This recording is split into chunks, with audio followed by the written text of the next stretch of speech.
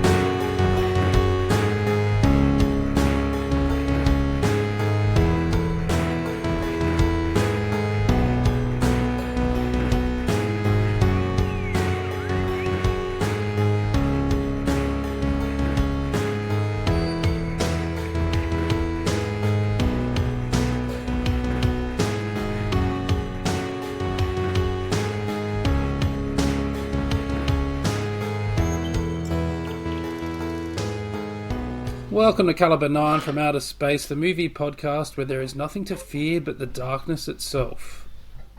Or is it a movie podcast? This week we're so much more than that because we are in fact sharing this sweet home, you might say, with the guys from the Grandad and Mr Tech podcast. The very aptly named Grandad and Mr Tech. Hey guys. Hello. Hey, alright Rob? Alright Joe? How you doing? Mr Tech here. Hello. And yes, as you may have heard, And Joe. as always, at least when he's not struck down with laryngitis, my co-host Joe Odbar. It's been making a little bit of a lingering comeback. The voice or the laryngitis? I don't know. My voice has been a bit dodgy. I need to start looking after it, I think. You're in a lingual limbo. Yeah, odd. When I sneeze, it's very high pitched these days. Don't sneeze. Yeah, okay, I'll try not to. So, it is, of course... What is it, Joe? Spooky Halloween.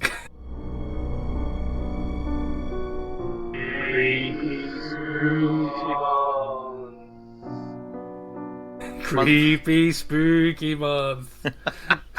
I don't know. What are we calling it? That's what we're calling it, because I couldn't think of anything better. And we're talking computer game adaptations. So, today we're going to be doing Silent Hill from, what was it, 2006? Yes, it was. And an early one, Sweet Home from 1989.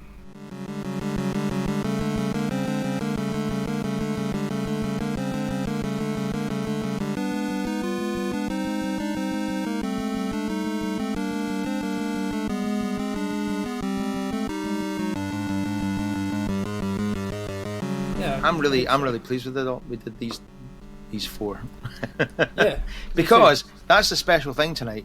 We're going to be, not all of us, we're going to be reviewing the games as well as the films. Yeah. I'll struggle reviewing Sweet Home, the game, because I didn't play it. But At all? I did play... No, I couldn't get it to download onto the thing. I couldn't figure it out. Okay. And I ran out of time. But anyway, it doesn't matter. I can rely Well, none on of us have played much of it, but we have can at least talk professionals. about it.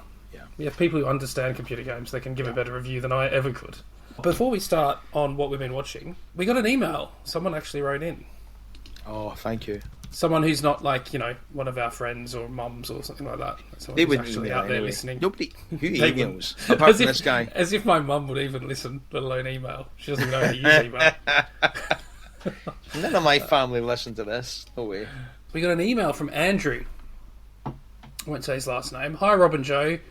I really enjoy your podcast. You're the only one I've ever contacted, so that's something. Nice. I'm very flattered. Just a few things, guys. I've watched several films you have featured on the pod. I've seen about 30% of the films you have featured. That's My good. Yeah. That's not bad, actually. My Yeah. fave so far is The Great Silence. Good choice. I have seen very little of the Italian crime films you guys love. Tried to find a couple, but could not. Especially want to see Cry of a Prostitute. Where did we see that? Oh, I think I've got a link I can send Andrew on that one. Yeah, send them a link. Yeah. Rob, if your daughter is still on a Joseph Gordon-Levitt trip, has she seen Premium Rush? No, it's kind of okay. It's kind of okay. Okay, that's not really a glowing endorsement. All right. Oh, hang on, but it's totally elevated by an unhinged Michael Shannon performance as the bent cop villain. He's just marvellous. Okay, I'm up for that. Okay, sounds all right. I would love to hear you guys do a Beat Takeshi Kitano film or two. We have done one. That was Our way second episode. back. Yeah, actually the first episode we actually recorded. Was the first episode? Yes, we did Violent Cop. Violent Is that what it's Cop. called? Yeah. Which is a great one. Oh, that's great. And Point Blank, the Lee Marvin film. We should do that. Didn't you say you were watching that? I did. We talked about it last week. Or pair with he said pair that with another man on a crime revenge film, Brother the Limey, which also has non-linear editing. I do like the Limey. Yeah. The sound drops, film samples you use, and when you use them, just gets funnier each episode. What is the very charming? What is the very charming Australian fellow extolling the virtues of drinking beer at 8:30 in the fucking morning? From? Yeah, tell it. I don't even know what this is. I got this from Ali. This is just an internet meme. Really? I love this guy. This is one of the best human beings ever to have walked the face of the earth, as far as I'm concerned. Drunkest human beings. And I don't even know who he is, really. I just discovered that YouTube clip one day, and I just could not stop listening to it. I had and no idea. You got it off Ali. I recite it to myself in my head when I'm depressed, because it just lifts me every time. It's amazing. If you're a fucking fair dinkum fucking full-grown Aussie, this is what you'd have for breakfast, you fucking dog cunts. A fucking VB long neck at 20 to 8 in the fucking morning. Get that up, yeah. My guess is maybe Cane Toads. Oh, he means the I think he means the documentary Cane Toads. I've never seen that. It's supposed to be pretty good. Oh well, that's it. We don't know where it's come from. It's come from Ali, but he doesn't know where it's come from either. I don't actually want to know any more than I know about that guy. No, I don't want to spoil the myth. To be honest, The mystique. Like, if I look him up, I'll probably find he's got like an alcohol problem and stuff. And oh, I'm sure he doesn't. At 20 to 8 in the fucking morning. I just like to think that he's. I'd like to think of him every day, and I don't know what time 20 to 8 in the fucking morning in Australia is in the UK, but whatever. He's probably like the Archbishop of Whyalla or something. 20 to 8 in the fucking morning in Australia. It's like 3 in the afternoon here. It's perfectly Okay. acceptable. It's just on UK time. He's totally That's when I think of him, and I imagine him having a VB long neck, and I just think, yeah, I'm doing all right. I've never had a VB long neck. I've had a VB stubby, but never a long neck. I've never even seen a VB long neck. VB's lovely. Yeah. What else we got here? By the way, I'm currently listening to the newest episode, and I totally agree with Ted about road games. Uh-oh, look out. Joe. Oh. Ted's got an Excuse ally. me. The older Scottish AI was amazing. Have you listened to that yet, Joe? I haven't listened to this episode yet. No, I'm still listening to the Whitefire Belle de Jour one. Okay. I lolled at Wanawanga. They wanna. These are just the thoughts I've had since I began listening to Caliber 9 a bit less than a year ago, maybe. Keep up the fantastic work. Thank you so much, Andrew. Very Thank nice you. to hear from you. Yeah, I think we answered all these questions then as we went through. Sorry, I kept interrupting it, but that's fine. Glad he likes the Great Silence. Yeah. He's clearly a man of taste. I mean, let's face it. He laughs at my jokes, so... He there's laughs the at your proof. clips. On my clips, Unfortunately. that's right, yeah, my borrowed jokes. Yeah.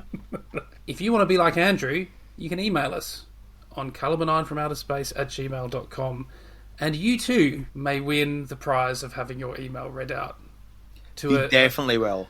to our multinational, global audience of, I think we're in the billions now, possibly. So Is it Caliber 9 number or Caliber 9 or both? Caliber 9 is a number. Caliber 9 from outer space, all one word. How do you spell Caliber? Oh, this is the problem Yeah. with naming it Caliber 9. Caliber, which is the American way, which is the way the movie does it. This even is though it's it. not an American film. We should probably explain at this point, because we're in our 90s now, of episodes. It's named after Plan 9 from Outer Space and Milan Caliber 9, which is Yes. the Fernando de Leo Polizio Tedesco, the Italian Correct. crime film.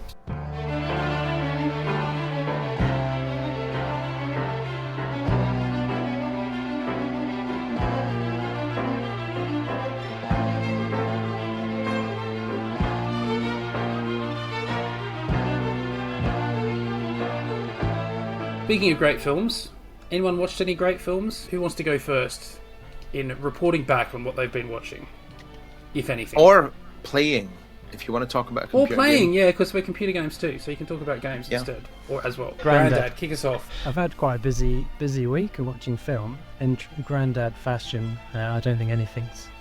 I think everything's at least 20 years old. But I started off the That's all week right. Striking Distance with Bruce Willis, Sarah Jessica Parker. Oh, I've never seen that. Me neither. Is it terrible? Not as good as I remember it, but great car chase at the beginning. But yeah, I was a little. And then I moved swiftly to National Lampoon's Loaded Weapon 1.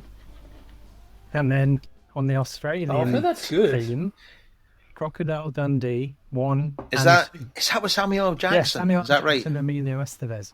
Yeah. It's a good cast for that, It's isn't it? Really, absolutely we should. chock of people. I mean, yeah. In like every Yeah. few minutes there is someone pretty famous in it. Yeah. And then yeah, so Yeah. on the Australian theme, yeah, then Crocodile Dundee 1 and 2. And Why? 1 and 2. 1 and 2. Call that a knife? This is a knife. That's not a knife, that's a spoon. All right, you win. I see you've played knifey spoony before. What sparked that off was because there's a really good documentary on Paramount called Love of an Icon, which is all about the making of Crocodile Dundee. And then, of course, once I'd watched that, yeah, we moved on to Crocodile Dundee 1 and 2. And then... Oh, I've heard of that documentary Yeah. because Adam, former guest, our friend from Perth in Australia, Yes. he's just posted a review of that documentary. And Is it not complimentary? He is not fucking happy with it. Yeah, he's got issues. You got issues. I think it's more of a not political correctness, but there's some issues. There's some sort of issues in the treatment of First Nations people and cultures in that film, which apparently the documentary is completely glossed over, and he takes exception to that. And he's probably got a very good point, although he knows more about that than me. Yeah, he's quite plugged into that, isn't he? And then yeah. I finished my week of movies with Vanilla Sky with Tom Cruise. A very, very... Oh, yeah. I really like Vanilla Sky. I watched do it again too. I quite do recently. really like it. That movie fucking... Yeah.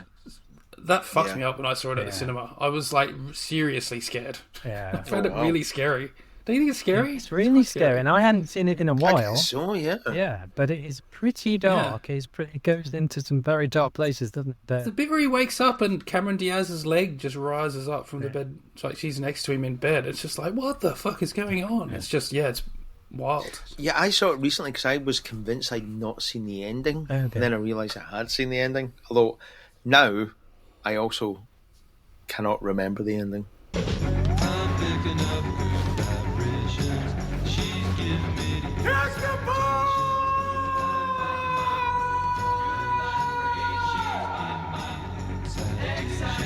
It is a remake of a Spanish film, which is actually a bit It better. is, and I I've would never say. seen that. Cool. Is Is that it on Almodovar? Yeah. Amenabar, Alejandro Amenabar, isn't it? The guy that did the others. Oh, I was thinking Pedro Almodovar. Is not him. No. I think it's Amenabar. Okay. The others guy. Yeah, it's really, really good. With Penelope Cruz is in that too. She's in both of them. Yeah. Good films. I really like Tom Cruise when he's trying to stretch himself. Yeah. In whatever Yeah. movie. Yeah. He still is our last movie star. Yeah, it's a very... Yeah. You Is can't. he really? Why is he the last movie star? I don't. Who else is there? Understood Who this. else Who else is is there? there? Brad Pitt, No, he's not. Matt Damon. No, These guys he's, are all movie stars. There's plenty of no, movie he's stars. not. These are not people that can. The Rock. The Rock, maybe, especially for this smashing machine. That's good. Makes a big splash as well. Yeah. But I The don't Rock think Tom himself Cruise has said is the that the last- films he's been doing are shite. I know, Nobody wants to see them. That doesn't mean he's not a movie star, though, does it? No. And The Rock can still I'm talking about people that can open a movie, but I think that day is kind of passing. If you're talking about like the waves of moviedom, Tom Cruise is really the last survivor. it's there. And like, granted, he's been doing pretty predominantly Mission Impossible films, but you're right.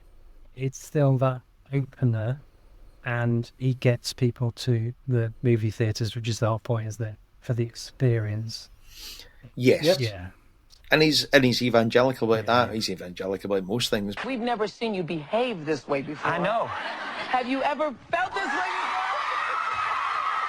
before? but I am glad he's doing that about getting people to the movies. Yeah.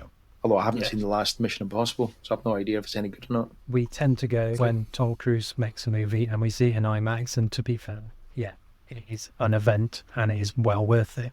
Any games you want to games that you haven't already talked about on your own podcast? Yeah, I'm delving into a bit of the horror kind of themed games. I've been picking back up Ghouls and Ghosts on the arcade. Right. You play Ghouls and Wait a Ghosts? minute, what's is that like? That's the famous one, isn't it? Ghouls and Ghosts. Yeah, like old school platformer where you live at night. You're thinking of Ghosts and Goblins, aren't you? I'm thinking of Ghosts and Goblins. Well, That's what I was thinking of. Two very similar games. Yeah. Okay. Okay. I love Ghosts and Goblins, but I did have it on like the SNES thing where you can pause it because you can't complete it without doing that save state thing. All right. What about you, Mr Tech? I had to look up my letterbox diary to remind myself what I'd seen because I don't think I've seen many films in the last month, not since the NFL started. Oh, you've been watching NFL? Absolutely dominating. You can tell us the best game that's been in NFL if you want.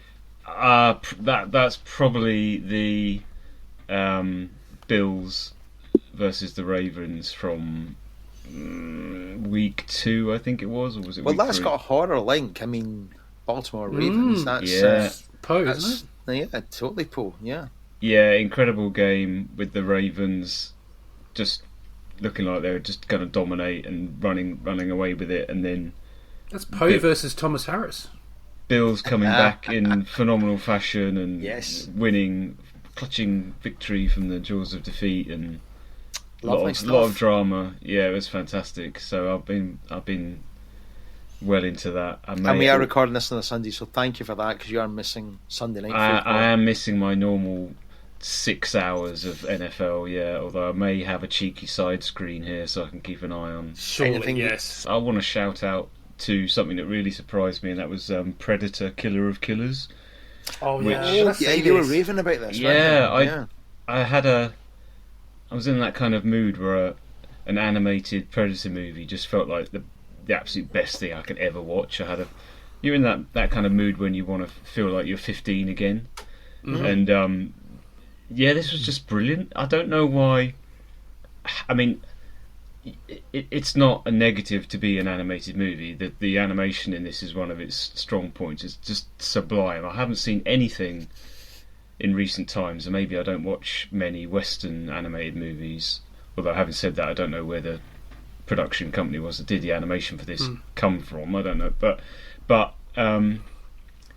it was just phenomenal. It feels like it's taken a jump since the last time I watched anything animated. It looks like a watercolor painting and an oil painting at the same time, and just the stylishness of it is amazing. And I was halfway through it thinking, if you've got a failing IP and you don't know what to do and you keep churning out crap like Alien and the other Predator film, whatever, expensive crap as well. The thing to do is to do an animated anthology movie, because it just cuts right to the heart of what you want in stories about predators, like cool predators, cool designs, a lot of action, no kind of dwelling on lore and setting up some rubbish that everyone's going to moan about. Just amazing set pieces. It really. I just had an amazing time with it. I felt like this adrenaline rush, like I was 15 again, and just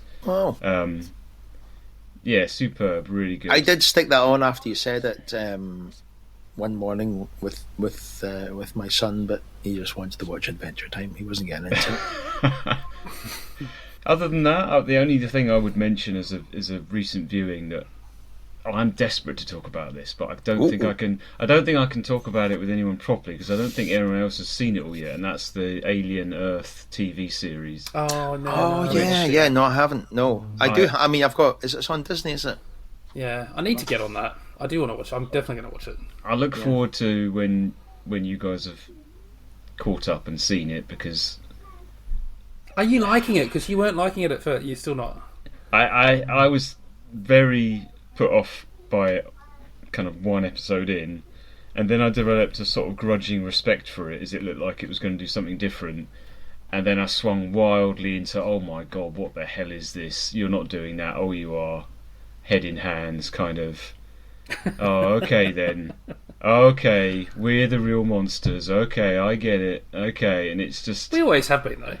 Are we the baddies? Ultimately, I just don't really feel it needed to be an Alien thing, which is silly because I wouldn't have watched it if it didn't say Alien on it. So it did need to be, yeah. Otherwise, so in that respect, it did need to be, and that's why it's an Alien property, because people will go, "Oh, it's an Alien thing. Let's watch that."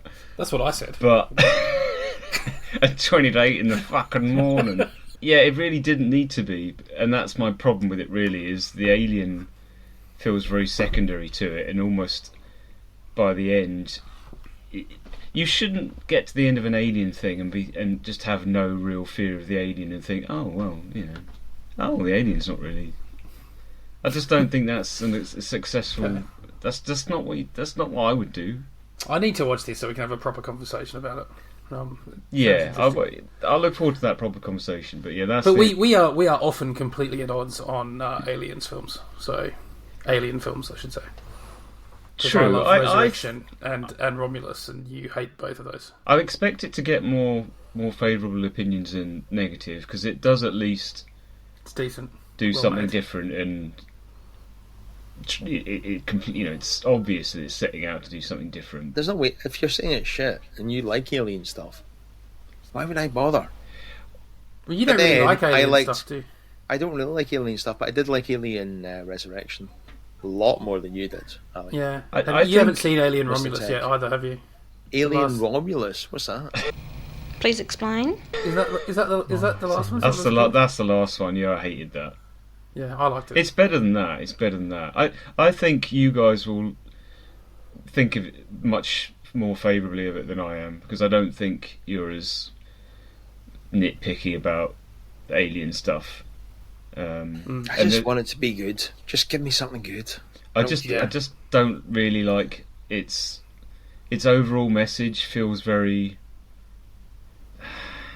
There's a word I want to say, and I'm not going to say. Give us a word. Give us a word. We don't care. I'll edit it out if you want. One word is not going to spoil this. I don't say this word out of principle, but I want to accuse this of being that. Woke. It's fucking woke. It's woke. Oh, okay.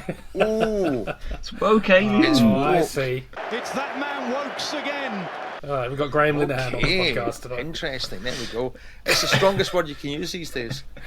Yeah. It's the most powerful word in the English language right now.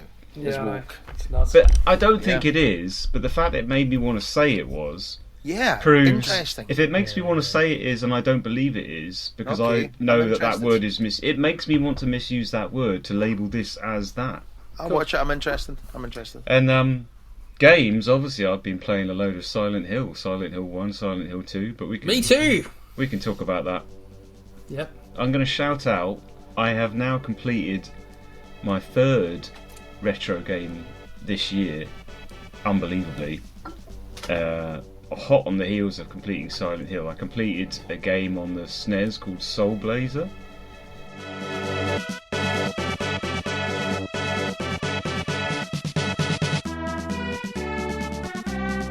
Which is a kind of little RPG type thing. Quite simplistic in its gameplay, but really novel in how it kind of creates its story and. Okay.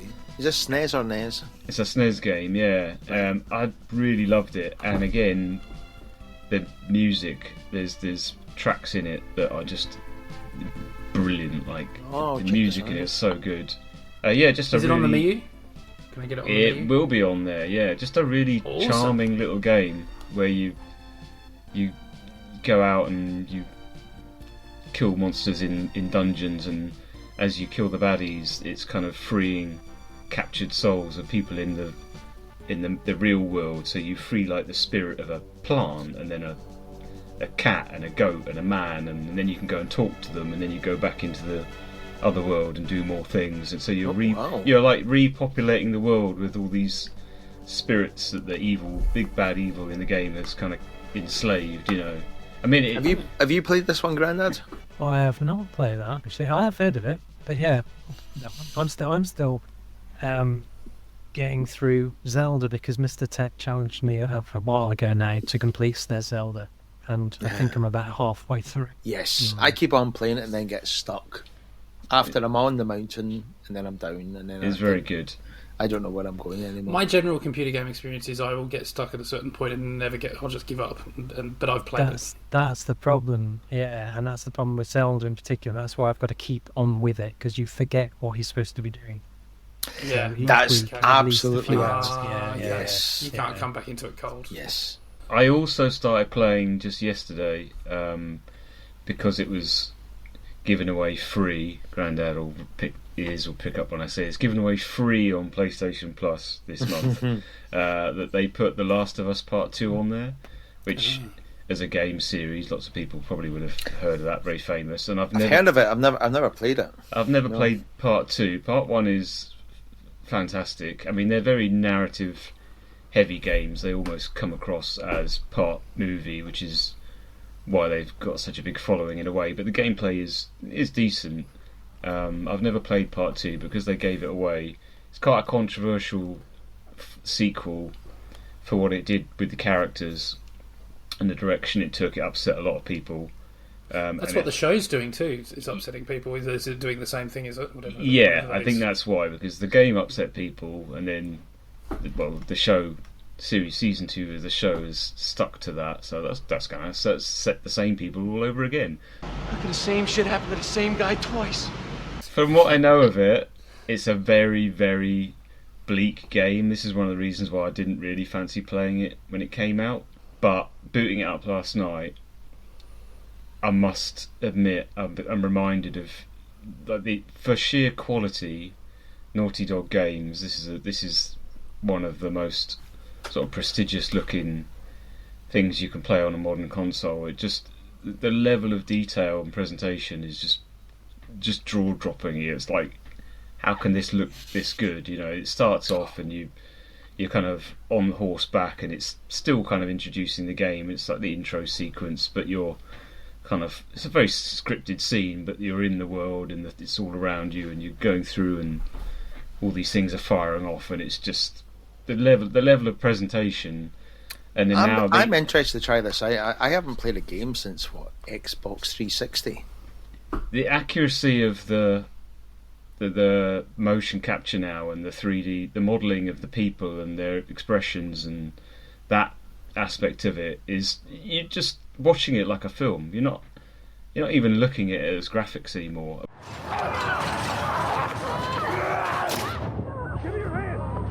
We're gonna have to run! Come on in! I'll cover you! Keep going! Come on, this way! Which is both incredible from like the tech standpoint and also weirdly disappointing because it gets so good that you think, well, this could just be a movie, like what? But then you're back playing it and that's the my idea of games is they should not have any cutscenes. It should all be in game. Everything in game. You agree, Balti? Excellent. Yes. Make it in game. Yes. Well, this is why I love Dark Souls and the games from Software, because they have stories and they have narrative. It's rather oblique and oddly presented, but they never had cutscenes. If you encounter an NPC in the world, they talk to you as you are still in the engine, just stood there. They talk to you, and then you can sit down, stand up, and just wander around and wave your sword around. But what's a cutscene? What do you mean by that? Come on, Rob. You've never heard of the term cutscene? No.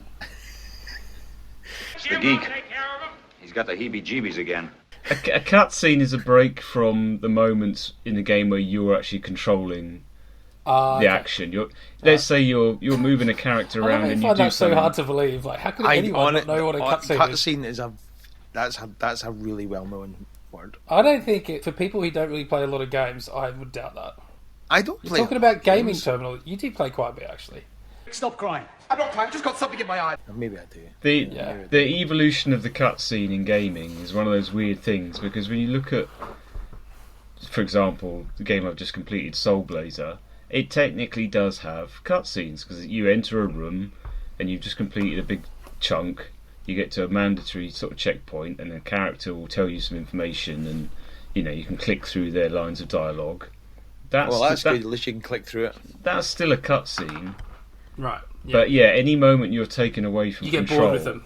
Yeah, and and as games obviously got better and better, and the ambitions got higher and higher, they became more and more cinematic, and now cutscenes in the likes of the Silent Hill game that we all played, I think they're obviously aping films, and I think that's where it starts to feel jarring, because unless they're really good, you've got this odd kind of, you're watching a film, you're playing a game, you're watching a film, you're playing, and the Last of Us 2 game I know this is going to be like that, because it's not really your story in the way a lot of games try and hype themselves up by, craft your story, it's your story, blah blah blah blah. Well, this is not. This is the story of these characters that's been written, and the game gives you the control when it's the time where they need to murder a load of people using weapons and kill zombies. Yeah. It's like, murder some more zombies and people for us, and then we'll come back in half an hour and we'll show you an emotional cutscene. Which is not to say, though, that isn't good and doesn't make for a good game if you accept that a game is an entertainment product. So you can watch a film. Why wouldn't you watch a film that then you take over the action for a bit and then you watch it? It's fine, but I do understand the kind of negativity towards cutscenes. I'm very torn on them. Like you have to accept. I know what you mean. Yeah, it's a different kind of game. All right, Joe, what have you been watching? Let's tell you what. I'll do the games first, actually, since we've been talking about games. I've been playing a fantastic game, and it's a game that goes back to the early 80s. Load Runner. Okay. But I actually need to go back and download some stuff, because I don't think I've got the original games on it. But I was playing one that has 50 levels on it, and it's so good. It's a platform game. You can't jump. All you can do is dig to your left, dig to your right. That's all you can do. But you have to have enough space to be able to dig to your left and dig to your right, and you can't dig it if there's something above it, blocking it. And then there's guys after you. That looks a bit like that looks like a game I've just had a sudden flashback because I've just googled it. Is it Boulder Dash? Was that the name of the game I used to play? Well, it was actually based on a game called Space Panic, which I don't know, but it might be similar to that. But oh my god, this game is fantastic. And there's actually a Game Boy Advance version of that, which is so difficult I've had to give up, and because I had to go through a previous level, watching a playthrough on YouTube to even figure out how to do it, because you have to time where you're digging and when exactly just to get through to the bottom. And this one, the level I'm on now, I've got no idea, so I'll have to go back. But it is really engaging, and I just love how the game from the early 80s, you can just it captures you, and you try and master it, and you've got this in your head. And it was actually one of the first games to have a level editor on it, because apparently the people that made it gave it to all the kids in their neighbourhood and said, well, do you want to make levels up? And they all did, and most of them made up into the final game. And apparently the original one had 150 levels in it, which is quite amazing. Wow. Yeah, I need to go and download the original one, because I've just completed the 50 levels on the version I've got. Bloody hell, cool, man. Yeah, right. Amazing, love it. What have I been watching? I watched a movie last night with my son, who said he didn't want to watch it, and he was just watching stuff on his iPad, but he ended up really liking it. It was a Fantastic Four movie, First Steps, whatever it's called. Yeah, really good, actually. I like this. Under 2 hours as well. Wow. Yeah, they managed to save the world and defeat Galactus in 2 hours. That's what we need, a bit of efficiency. Yeah. We need some efficiency experts to the Avengers. I really like the cast in this. It's Pedro Pascal.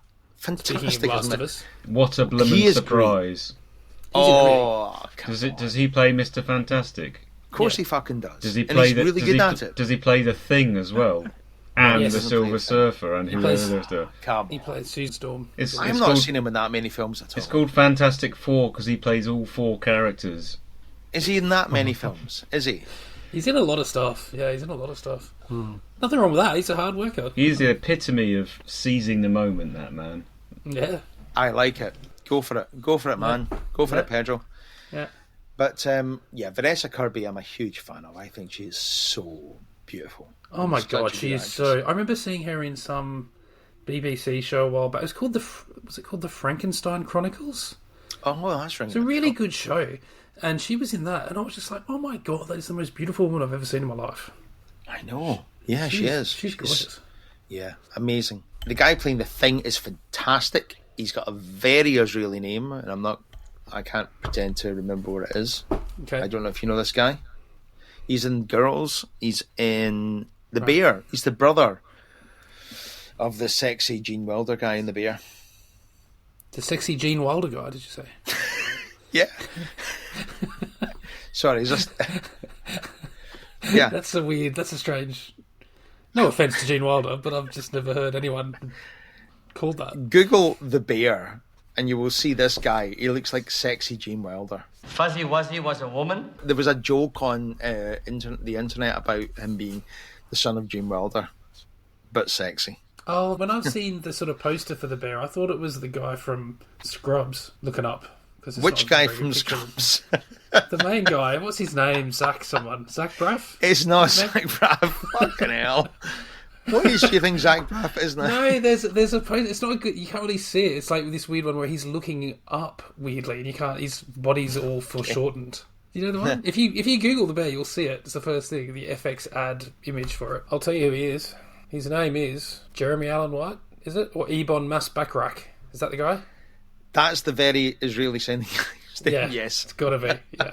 He's a really good actor, actually. But yeah, I really liked it, and James ended up really liking it too. And it's got Galactus in it, played by, was it Tenchi from The Office? Oh yeah, Ralph Ineson. Ralph Ineson, yeah, he's great. And it's got Julia Garner as the Silver Surfer as well. So it's got a great cast. Pretty good. Brought it all in. Liked it a lot. Cool. That's about all I've been watching, apart from a series on Netflix called Wayward, which is very interesting. Actually, I would urge people to check it out. It's set in the early 2000s. I am pretty sure it is based on Paris Hilton. To be honest, okay. She was kidnapped when she was a teenager and taken to one of these boot camps out in the wilderness to try and straighten her out.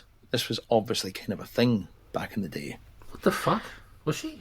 Yeah, she was. Against her will. Yeah, totally. Well, she was a kid, so. And it's kind of based on that kind of story.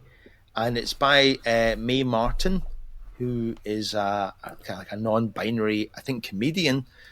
And they're in it, and they've written it as well, and it's fantastic. And it's got Toni Collette in it as kind of the leader of this kind of sinister cult. Okay, really worth worth cool. watching. Yeah. What's that called again? That's called Wayward. Wayward. Okay. Yeah. Cool. A film I watched last night that I think you might have seen too, Mr. Tech. I think Paganini Horror. Paganini. Bella. Paganini Horror. Yeah. From If it's about 1989. that guy, Paganini. Yes. I don't think they say Pag though, do they? I think it'd be Paganini. Paganini. Paganini. Belloc. Balosh. Belloc. Balosh. Yeah, I think it's Paganini. Let's ask an Italian how to say it, and then correct them when they say Paganini. Paganini, you idiot. According to www.pronouncenames.com, the correct Italian pronunciation is Paganini. Paganini. Paganini. Paganini. Paganini. Paganini. Paganini. We don't have any Italians here, do we? No.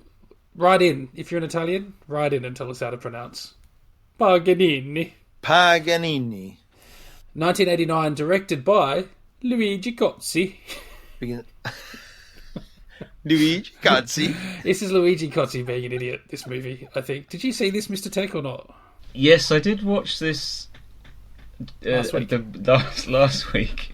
Although I was very distracted and I couldn't really remember much of it, and I read through the WhatsApp transcript from you and everyone else watching it. What were you playing last night? And I was reliving it as like, oh yeah, that was that. That must be that bit. That must be that bit. But yeah, I watched it in a very distracted mindset, and I drifted off. Like, I could tell when I watched it, this would be a great movie to watch with the gang together. Yeah. I'd be laughing my ass off. But when I'm watching this on my own, I just feel like I'm watching a bad movie, and I'm just running out of steam.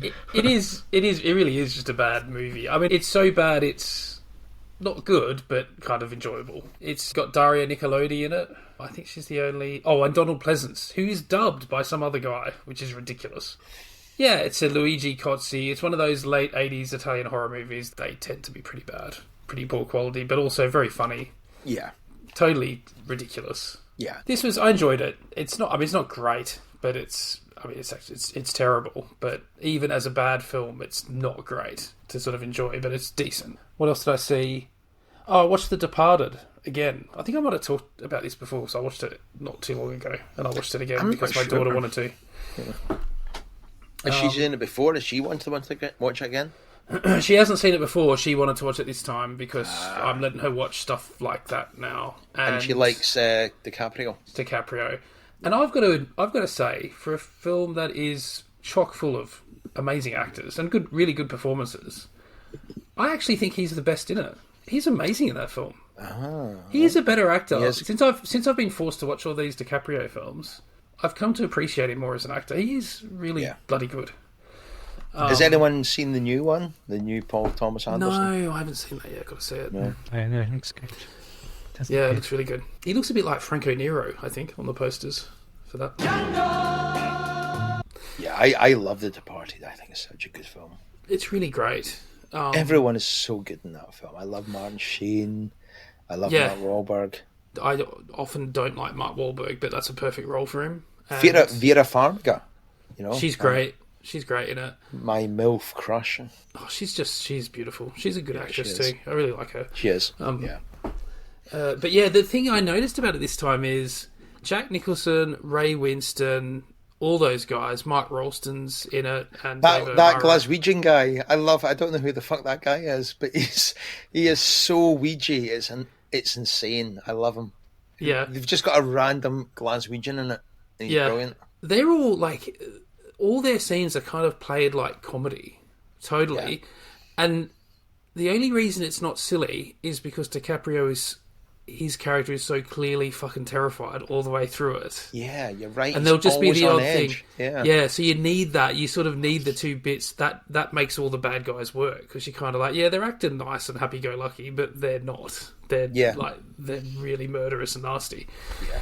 But I also love how kind of blank Matt Damon is in it. Yeah, he's really good in it too. Yeah, he is. He plays that real... it's just a shit. But also terrified. I've never seen Infernal Affairs, so I've got no idea how it compares. But... It's really good. It's probably sacrilege me saying this to fans of Hong Kong cinema, which I am one, but I do actually prefer The Departed. It's just... it's Scorsese. He just elevates it. It's the best of Western cinema.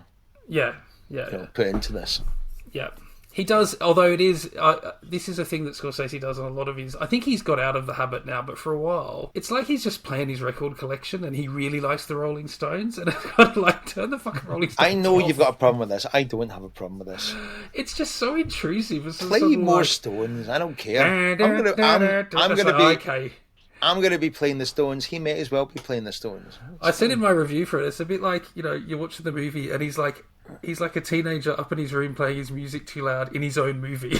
Yeah. Like, shut up. I'm trying to watch What does he play in The Departed again? I can't remember which ones. I kept expecting Sympathy for the Devil, but it wasn't that. It was something else. I can't remember. Yeah. There's a few Stone songs in that. Makes me curious to see you in this neighborhood. He's clean. And if I can slander my own environment, it makes me sad, this regression. Plus, I don't know if it's beyond some fucking cock prick like Queen to pull you out of the Stadies and send you after me. I just can't know. I don't know what they do in that particular department anyway. Are you still a cop? No! No! Swear on your mother's grave you're still not a cop? I am not a fucking cop! Are you gonna stop doing coke deals with your jerk-off fucking cousin? Our A movie tonight is Silent Hill from 2006, directed by Christophe Gans. Fire started 30 years ago.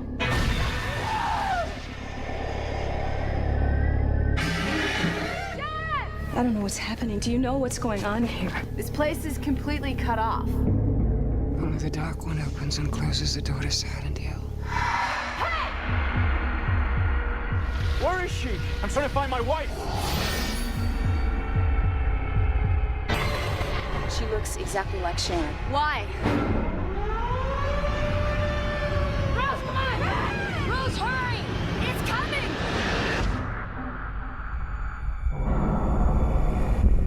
What's happening?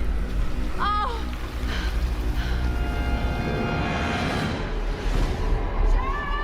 To find your daughter, you must face the darkness of hell. It's okay, baby. Mommy's coming.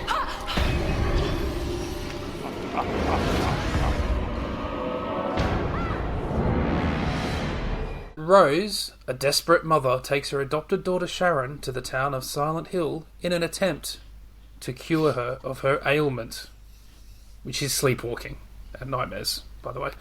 After a violent car crash, Sharon disappears and Rose begins a desperate search to get her back. She descends into the centre of the twisted reality of a town's terrible secret, pursued by grotesquely deformed creatures and townspeople stuck in permanent purgatory. Rose begins to uncover the truth behind the apocalyptic disaster that burned the town 30 years earlier. There you go. Here's the whole plot for you. People stuck in permanent purgatory as another word for Sean Bean keeping up that accent for the entire movie. Hey, come on, he's not in it for that long. Oh, it's terrible. It's a terrible accent. I love Sean Bean, but he can't do accents. He's always from Sheffield. I mean, that's where he's from, isn't it? Yeah. I think so. Why did they just not let him use his own accent? Like, you know, people marry for people from all over the world. Yeah, just have it that you married a guy from Sheffield. That's fine. Yeah. So go out there and do it for each other. Do it for yourselves, but most of all, do it for Yorkshire! I love Sean Bean, and I watched him really weird. I saw him in drag in a thing the other day. Really? Something called The Accused. It was a Jimmy McGovern thing. Oh, and it was fantastic. And he was a teacher, and he went out in drag every night. And he met... it was him. It was the guy from... Fucking hell, I can never remember his name. He was in The Irishman. And It's a small cast, so we should be able to... That should narrow it down. Is it Robert De Niro? No, he played Al Capone. Not in The Irishman. He played Al Capone in Boardwalk Empire. Stephen Graham. Stephen Graham. You know who Stephen Graham is? From Adolescence. Yeah. I haven't seen Adolescence yet. And he's also great in it. The pair of them are fantastic, actually. Really good. But I can believe him as a transsexual or a transvestite. Okay. I can't imagine it. But I cannot believe him as an American. I'm an American. I'm an American. I love this country. My country. So this was obviously based on a game. I had seen this film before. I had never played the game before we sort of started playing it and prep for this episode. Mr. Tech, go to you first. You had not played the game either, had you, or seen the film? What was your knowledge of this whole franchise? Yeah, I was strangely inexperienced, given Silent Hill's quite a well-known franchise. I'd never played any of the games. I'm still in doubt as to whether I'd seen this film before, but if I have seen it before, it would be 20 years or something. And just no. That would be not the first time we've heard that. Yeah. And I was aware of the kind of iconography of Silent Hill, as in the franchise, and some of the. I was almost pre-prepared for the sort of atmosphere and the vibe and some of that, and the main monster, the iconography. Shit. Iconography. The well-known main monster guy, Pyramid Head. Pyramid Head, who now that I've started playing Silent Hill 2, I completed Silent Hill 1 on the PlayStation 1 in preparation for this viewing, and I've started Silent Hill 2 on PlayStation 2. Didn't realise actually that Pyramid Head doesn't appear until Silent Hill 2, and I think technically this film, what is this, 2006? Yeah. Did you say? Yeah. So Silent Hill 2 came out in 2001, the game, and in fact Silent Hill 3. Okay. 4 Silent Hill games had been out before this movie, and it looks to me like, well, the fact they've taken the Pyramid Head chap and he's in the second game, because I've already encountered him. Top tip on that: if you're wondering how you beat him, you just walk away from him, and then when he comes to you, you walk to the other corner of the room, and then you do that again and again and again, and you do it about 10 times. It's the most boring boss fight ever. I cannot believe it. Right. Are you shoot him? No, you can't. There's no point shooting him. Well, so you just run away from him. Yeah, the boss strategy is run away from him. And you're in this tiny little room with this fixed camera angle, so you run over here, and he clunks his way over to there with his big sword, and then you go, oh, and then he clunks his way back, and then you do this like 6 or 7 times, and then the air raid siren klaxon goes off. I can't believe they didn't recreate this in the film. It would have been an amazing climax. Ryder Mitchell just running from corner to corner. Well, they kind of did. Spoilers when they're fighting him, and think, no, I know how this pans out. You just go to the other corner of the room. You'll be fine. But how does he die then, if you do that? He just gives up, does he, and goes away? The big klaxon sounds. That's his mum ringing his dinner's ready. Pyramid Head, come home. He's not a monster. He's a very naughty boy. And he just shuffles off, and that's it. And you just carry on playing the game. It's absolutely ridiculous. Like, I can't believe this boss fight. But no, so I was aware of it. Somehow it seeped into me. So I kind of knew what to expect somehow. And in game-wise, I knew this was a survival horror in the kind of Resident Evil vein. Yeah. So I knew I'd be solving obscure puzzles and finding a key down a loo that unlocked a safe to find a key that unlocked a box that had another key in it to unlock a door. That behind that door there was another key, and you're just imagining the game I didn't like. You're imagining the evil it's the forces. Aspect of the game I liked. It's the aspect of the film I didn't like.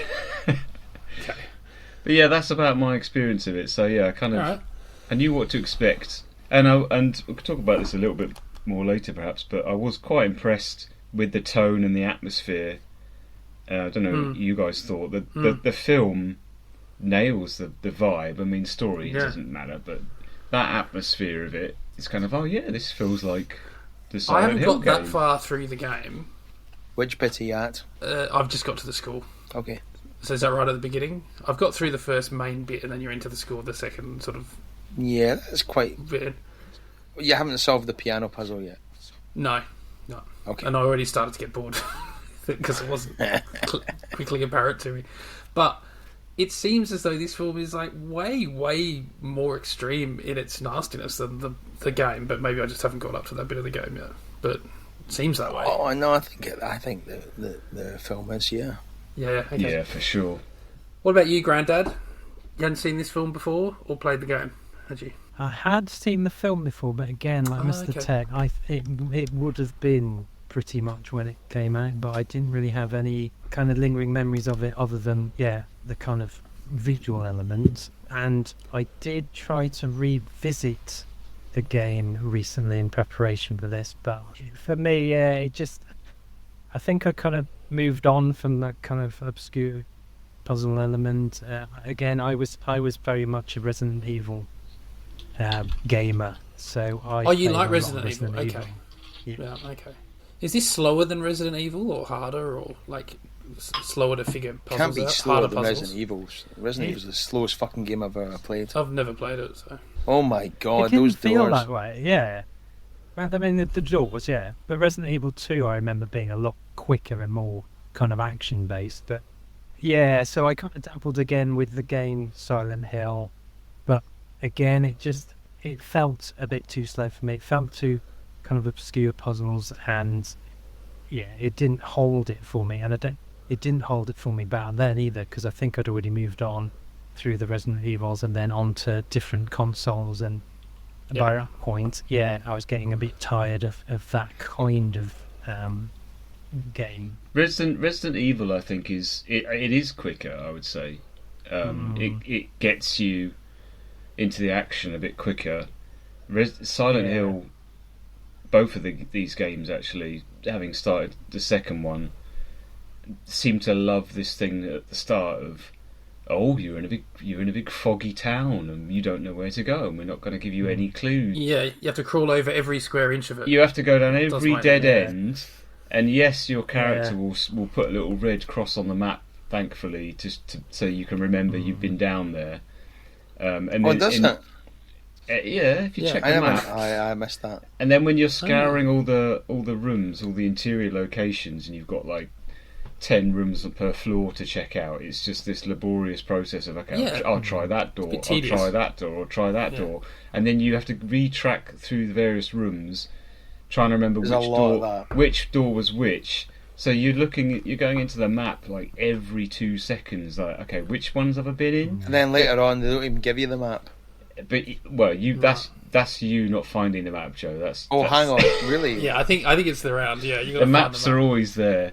So I think I can understand, Grandad, your viewpoint here on the games, because I think Resident Evil plays much more like a schlocky action film where there's a bit of puzzle solving, but it gets you in there. Whereas Silent Hill wants to be Resident Evil plus David Lynch in computer game world.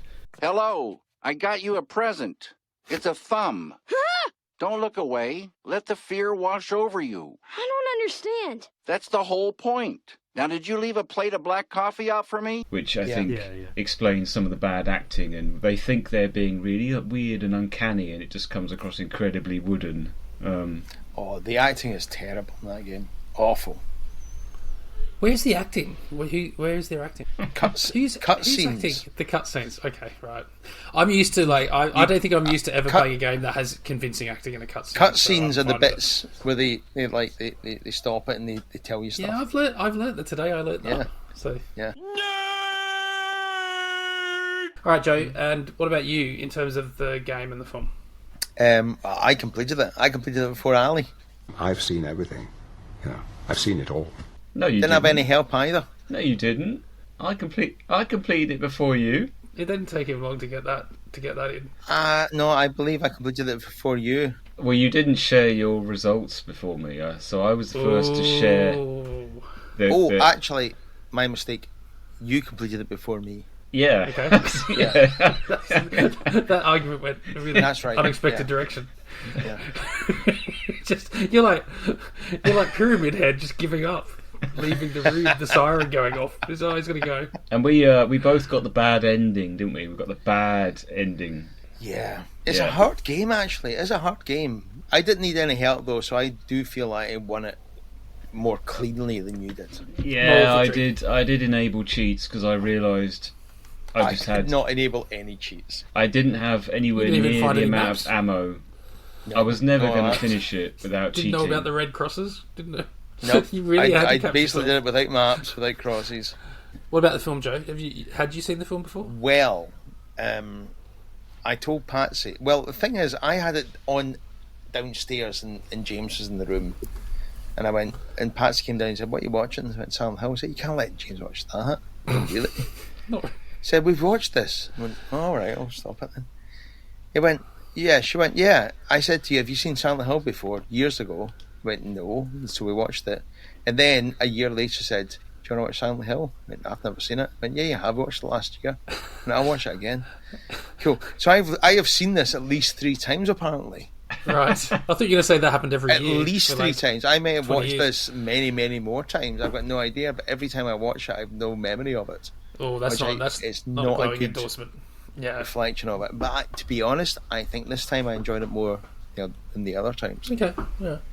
I've seen this one first time probably about 6 or 7 years ago and knew nothing about the game. I knew it was based on a game. I really enjoyed the film. I still really enjoy the film. I think it has massive issues. If you're going to be critical, there's a lot of things to be critical of. But I think it's one of those films where it excels in certain things that I value. Yeah. So I've got a lot of time for it.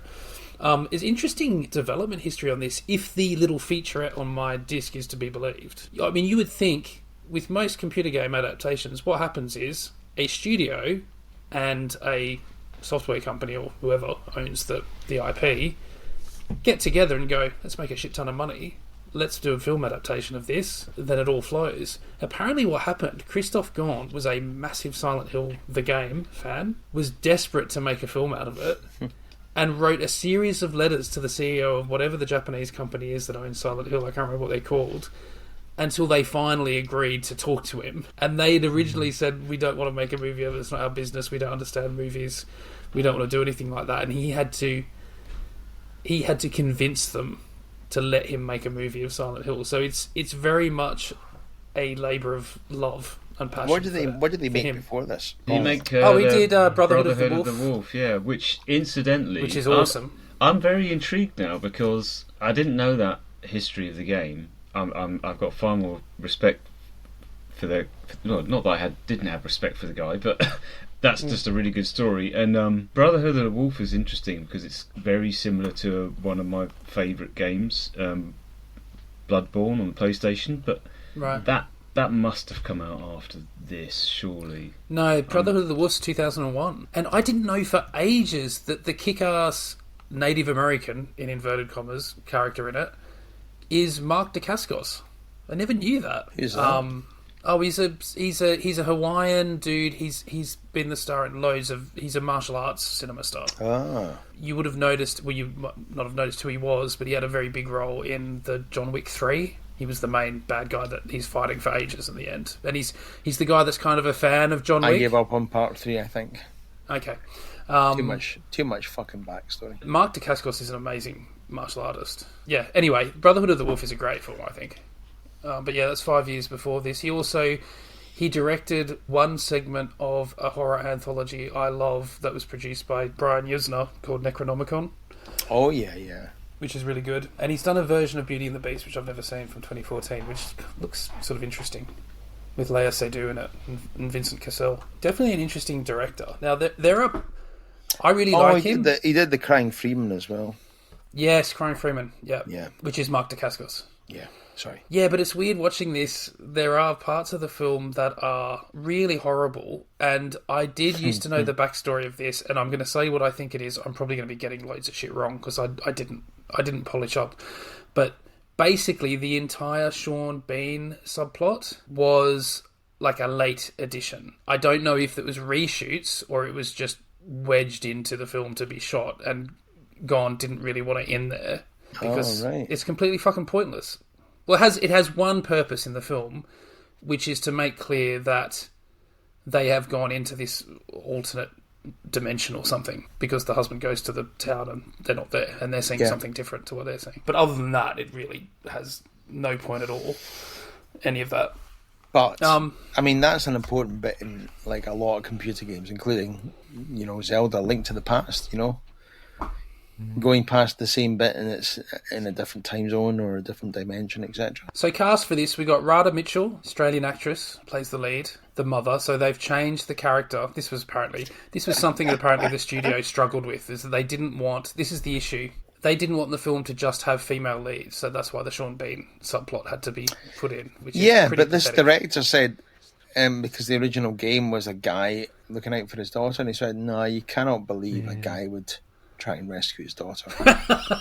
I wouldn't. It's ridiculous. It has to be a woman, because it's kind of a feminine thing to do, to save your daughter. Oh, right, okay. It's funny, isn't it? It's complex. This gender dynamics thing, isn't it? Yeah, French, not so much. Yeah. We've got Sean Bean, as we mentioned. He's the husband. He gets left behind and he spends the whole film being discombobulated by what's going on and upset. Jadelle Ferland is the kid. I know her. She was the lead in that really fucking weird Terry Gilliam film, Tideland. You seen that? No, God, no. She's like the lead character in that. Laurie Holden, who I just realised later is in The Mist, because this film was reminding me of The Mist a lot. I was like, it's a bit like they've gone into the same universe, the same sort of dimension that comes through in The Mist. You seen that? Oh, God, yeah. I love The Mist. That's a lot better film than this is. Yeah, that's good stuff, The Mist. Yeah. The Mist is a great film. Yeah. Frank Darabont, is it? Frank Darabont, yep. Yeah. Who did his usual thing of rewriting Stephen King to be even better than the original. Yeah, exactly. Yeah. Deborah Kara Unger, Canadian actress, brilliant. plays Dahlia. Kim Coates. Is she Canadian? No idea. I think she's Canadian. Yeah, she is. Yeah. She's in Crash. Yes, that's all I remember. What else is she in? I remember for something else. The Game. The Fincher film. The Game. Yeah. Yeah, who else we got? Kim Coates. Which we have seen him in another film we've done. Do you remember what that is? Yes, I do. Last Boy Scout. The Last Boy Scout. He's the one that says, if you touch me again, I'll kill you. Yeah. Well, he gets it said to him. He gets it said to him, yes. And then doesn't heed the warning. He does not heed the warning. Alice Krieg, probably the other main actor of note in this, who was the mum in Sleepwalkers. You ever seen Sleepwalkers? Oh, that's a great film. Yeah. Yeah. Sleepwalkers. Yeah, cracker. The one who's fucking her son. The cat people, whatever they are. Yes. There is a plot. It becomes a plot of sorts becomes apparent because there is a sort of a twist and there is an explanation for what's going on. I have no idea if that's got anything to do with the game. I'm guessing not, but we can talk about that when we get to it in spoiler territory. It keeps it. I suppose, in a good way, vague. Yeah, but it gets a bit too vague for a film. It gets. Well, I'll talk about it when we get there. But yeah, the start of this is these people who live in this pretty fucking palatial house. I don't know what Sean Bean does for a living, but it's obviously very highly paid. But incredibly fucking hazardous. They live next to the busiest road in the world. It's worse than the one in Pet Sematary. There's just like semi-tractor trailers just like careening down at 100 miles an hour. I live just across the road. You want to watch out for that road. And if you slip under the bridge and go under, there's a massive chasm and waterfall there. Yeah. And it's a storm blowing like a massive gale, and the kid just gets out in it and runs off. And then the problem is she does that in her sleep. She'll get off and run off and starts talking about Silent Hill. Is that what's happening? So that's why she goes and gets onto good old ghosttownsofamerica.com, looks up Silent Hill. I want to try that website. Yeah, I love this era of movies where someone going onto Google or Bing or whatever or Yahoo would find some website about old folklore, and they're styled in a particular sort of early 2000s website styling that is just yeah. There's something about this film that will make it appeal to me that I know will not endear it to you, Joe, and I don't know how you guys feel about it, but it's an aughts horror film. I'm now getting massive nostalgia for horror films from this period. I don't get that at all. No. Oh, I was talking about, was it Mindhunters the other day, the Rennie Harlan film that I was telling you about, where all the profilers did play out and then there were none plot on this. All that preposterous bullshit. I love it. And also, I love its obsession with really fucking grimdark, horrendous, nasty shit. Even if it's not necessarily, it's all done with CGI and stuff like that. It's got a nasty intent to it, which I kind of like. And this film certainly does. Yeah, that took me by surprise, actually. When this started, and we had scenes of the little troubled kid under a tree doing the cliched drawing of something that looks very nightmarish, oh god, like if there's one thing I'm sick of in horror films, it's a kid doing a bloomin' drawing with a scary black face in it. And the adult that looks at it and goes, oh, and there's music. But it goes. Yeah, try and look at a picture that any killer's drawing. Fucking hell. It does go. When it goes, it really ramps it up, and it starts to feel like like it's carrying forward the Hellraiser thing in its grimness, but to a degree. Yeah, Clive Barker is definitely a good touchstone for this. Even surpassing the likes of Hellraiser, I found the really grim bits, quite affecting, way more than I thought they would be. And I think that's the credit of the film, is that it does ramp up. It looks like it's going to be a very sort of twee, oh, it's a ghost story, and she's drawing scary pictures, and then it goes full on. Yeah, to be it does. commended. Almost to the point, like you were saying about early 2000s horror. I thought when it ended, it was going to cut to like a hard dance track.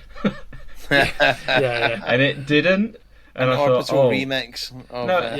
I was partly upset. And I thought, no, actually, they played the right decision here. This is art. This isn't just cut. Yeah. The Prodigy, you know. Yeah. So apparently, Silent Hill, she finds out it's in West Virginia, so she's off up into the mountains of West Virginia. Take me home, country road to the hell dimension I belong in. Yeah, and she's really desperate to get to the bottom of these dreams, because when she gets pulled over by, is it Laurie Holden? So Laurie Holden is what's her name in the film? Her name is Sybil. She's a highway cop, motorbike cop, and she pulls her over. And for some reason, the mum just like takes off. She just does a runner, drives right through a chain link gate, so she can get into Silent Hill, which has been closed off. Danger, don't go in there. She's like, no, I'm going in there. I didn't really buy why she was so desperate to do this, just because her kids have nightmares. No, and I didn't buy why the cop was so desperate to chase after her, or even stop her in the first place. Because the cop is like an ultra good cop. Did you not get that? Yeah, she's an amazing cop. To be honest, actually, and an it did amazing explain person. it later on, because it does explain that there have been people heading over to this town. Gucci says a couple of times about Sybil's legendary attempts to go and rescue people, so it's established, or that clarifies it. Actually, she's just a really good, honest soul, and I liked that, the way she was introduced, because she looked, on her first appearance, when you see her in that gas station, like she could Sinister, just be. Like, oh, is she just going to be trouble? Is this going to be one of those films where everyone in the town is an arsehole, and they're American cops, so they're already good, high quotient of asshole anyway, and then it doesn't really reveal later that she's a real hero character. I mean, I'll talk more about her later. She was one of my favourites. She's good. Did you spot I got to ask you if you spotted the game callback. I didn't spot many things in it, but there was one really obvious one. Which one? Yeah, there's a few I spotted, but early on, before they've driven into Silent Hill, I think she pulls up at the sign that says "Welcome to Silent Hill," and it pans down, and there's like a wooden structure, don't know what it's meant to be, but it's the shape of Pyramid Head. Oh no, I didn't. So they recreated Pyramid Head with a thing made out of wood on the side there, and it's like, that's Pyramid Head. That's Pyramid Head. Okay. So I was like, get your game hat on.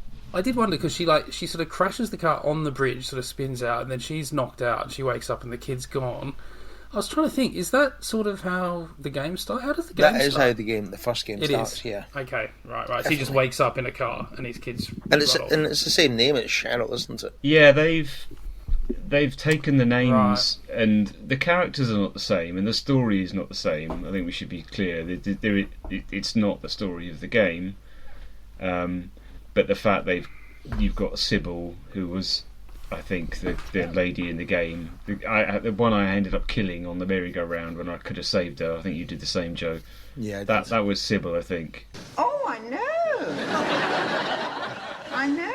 Well, why is she telling you then? The Gillespie, her name is from the game as well, and Alessa. Delia Gillespie. Yeah, so they use these names as little hints, but they're not really the same characters. It was just one of those kind of, it's like the game, but they're all different. Anyway, so clearly she's gone through somehow through this unconsciousness and through this transition. They've gone into this other dimension. We don't know that now. We just think she's gone into this town. I do like the visual representation of it, though.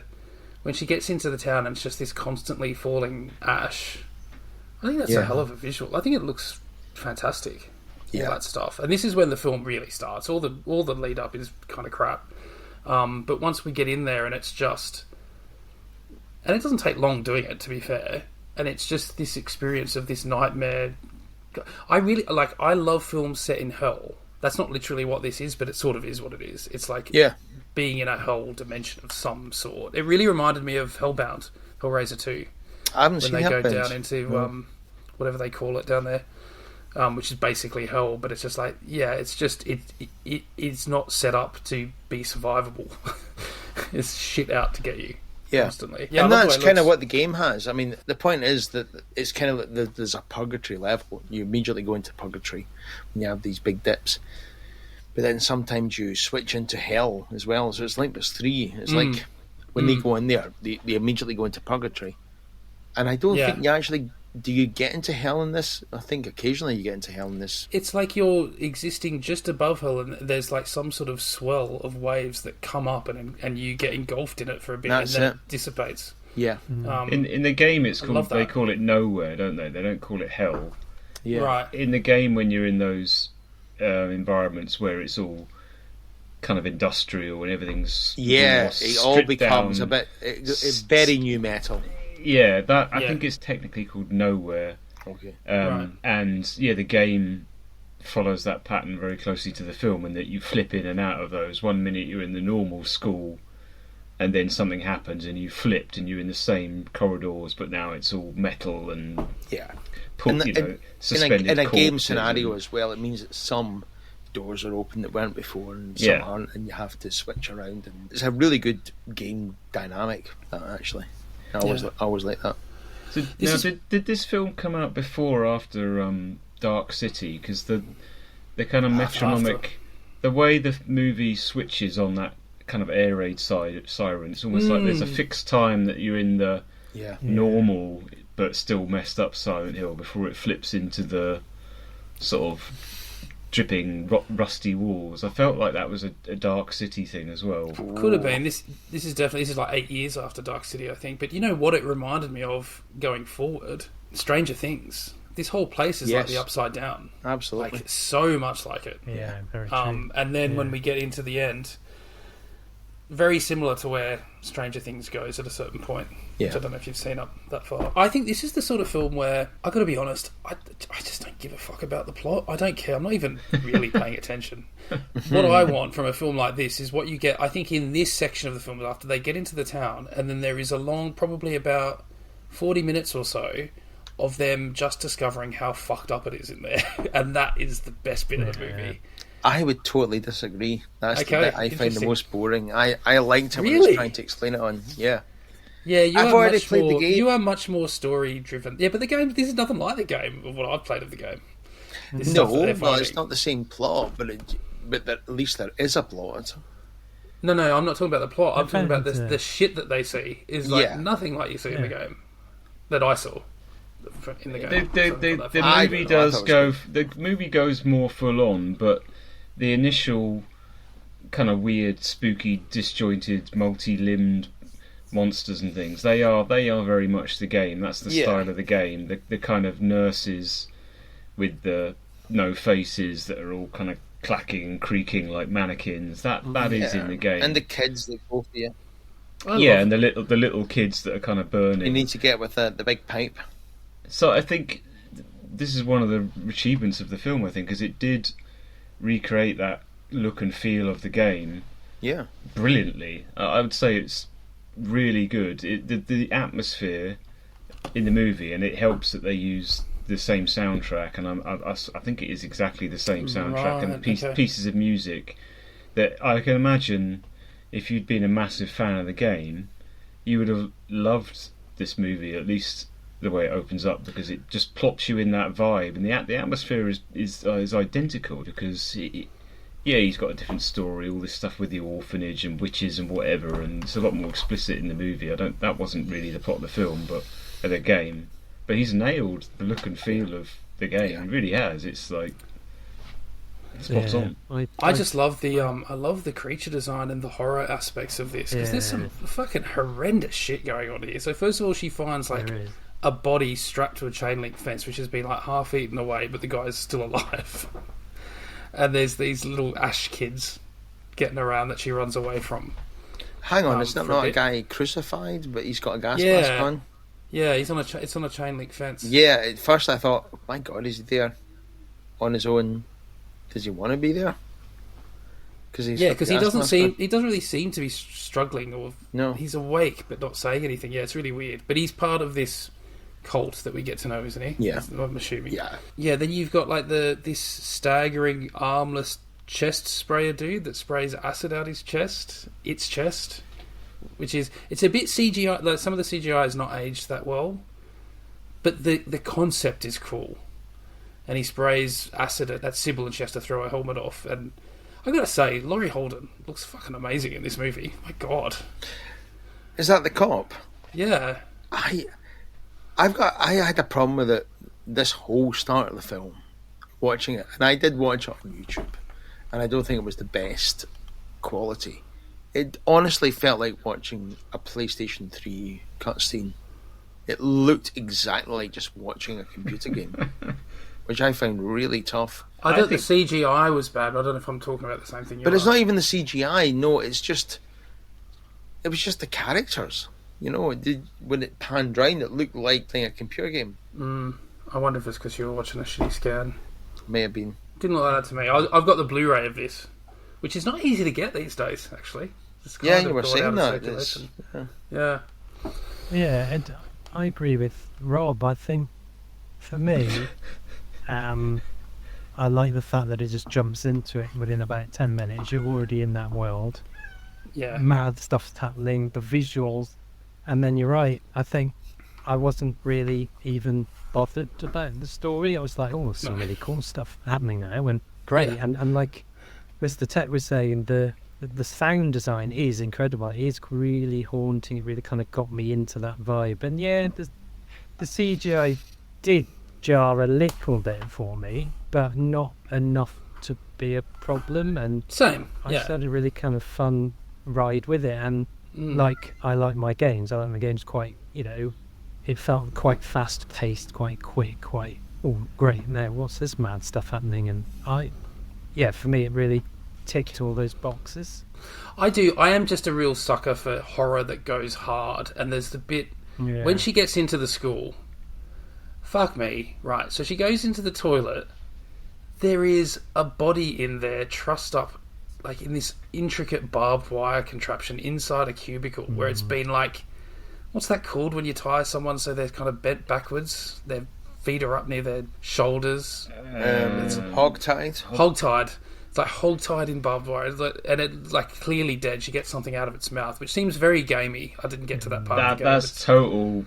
Yeah, that is pure Resident Evil. That there's a thing in its mouth. I better pull that out. That's going to be useful. They're going to they take things out and said, no, we have to go here now. We have to go here, and I went, yeah, this is just like plain Silent Hill.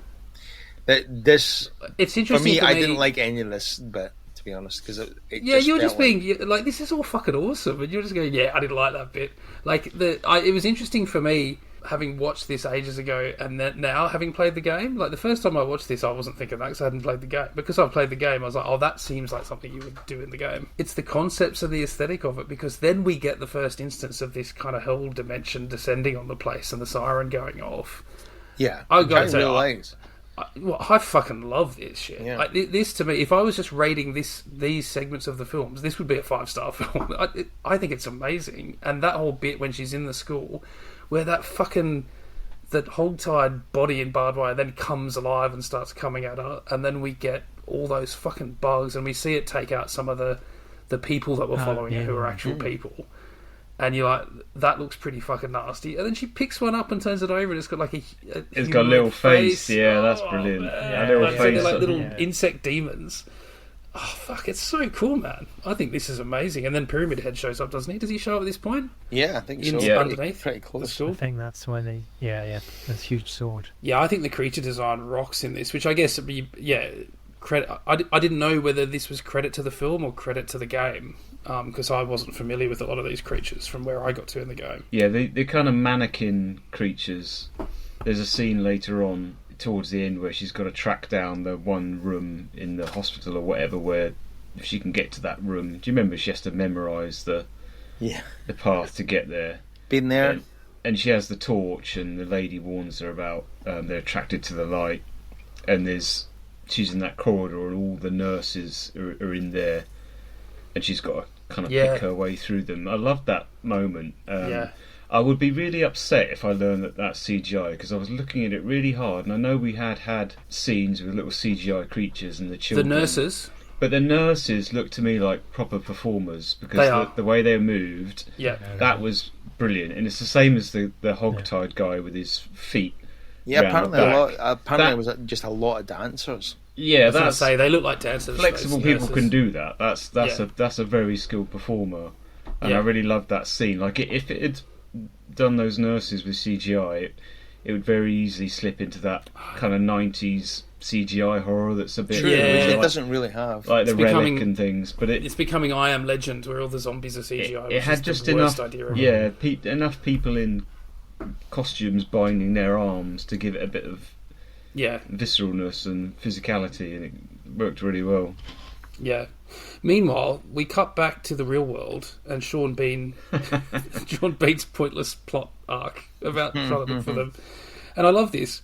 So, faced with the disappearance of his wife and daughter, he finds his way to Silent Hill, goes in there, and they find fuck all, nothing. It's just a ghost town, and she's not there. No, but the thing is, what's really interesting, and this is one of my favourite parts, is they go into Silent Hill and they're like, oh yeah, it's all empty.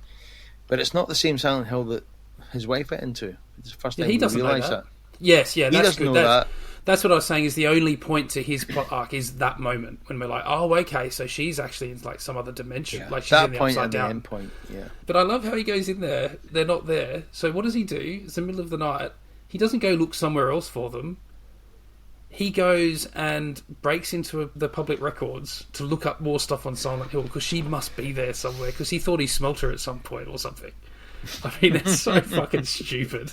And the first room he goes into, the first 2 boxes he looks at are like Silent Hill archives of the spooky thing that happened that's related to your wife. No, it's like, oh shit, it's right there. They're hidden behind a box. They have to...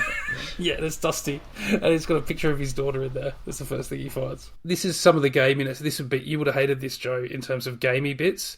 The bit where she sees her daughter is sort of cowering over the other side of this room, and there's that massive hole in the middle of the room that's all sagging.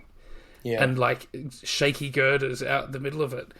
And she walks out onto it to go like balancing on these random bits of metal for this half collapsed building. It's like no human being in the world would do that. The only reason you would ever do that is if you were playing a computer game and knew you had to do it to get to the next thing. And you've saved beforehand. Is this really a plot twist? The kid is... Well, it can't be, because if you look up the cast member, you'll see that she plays 2 characters. It's not her kid. There's a doppelganger of her kid who has some significance to the story, and that's not her kid she's been chasing. They find Anna, this girl who's kind of like throwing rocks at Deborah Karanga for some reason. So we know that there's weird people hanging about here. And then the alarm goes off, and they're like, "No, you gotta get back to the church, because that's the only place safe from Pyramid Head or the demons or whatever the hell they all are." And again, we get this moment where this character, who I wasn't liking much because she kept throwing rocks at that woman and she was a bit nasty, but I thought she was going to hang around for a while. But no, Pyramid Head gets her, picks her up with one flick of the wrist, flays her alive, and then flings her skin at them as they try to get in the church door. Flings it against the door, and all the blood spatters all over Rada Mitchell. It's just like, Jesus fucking Christ, this thing is nasty. That scene hit me hard, because he picks her up, rips her clothes off with one pull of his hand, and then rips her skin off with the second one. And I thought to myself, I'm going to be like that the next time I get laid. Yeah, that was brutal. Just the off go the clothes, off goes the skin. Oh god, nasty.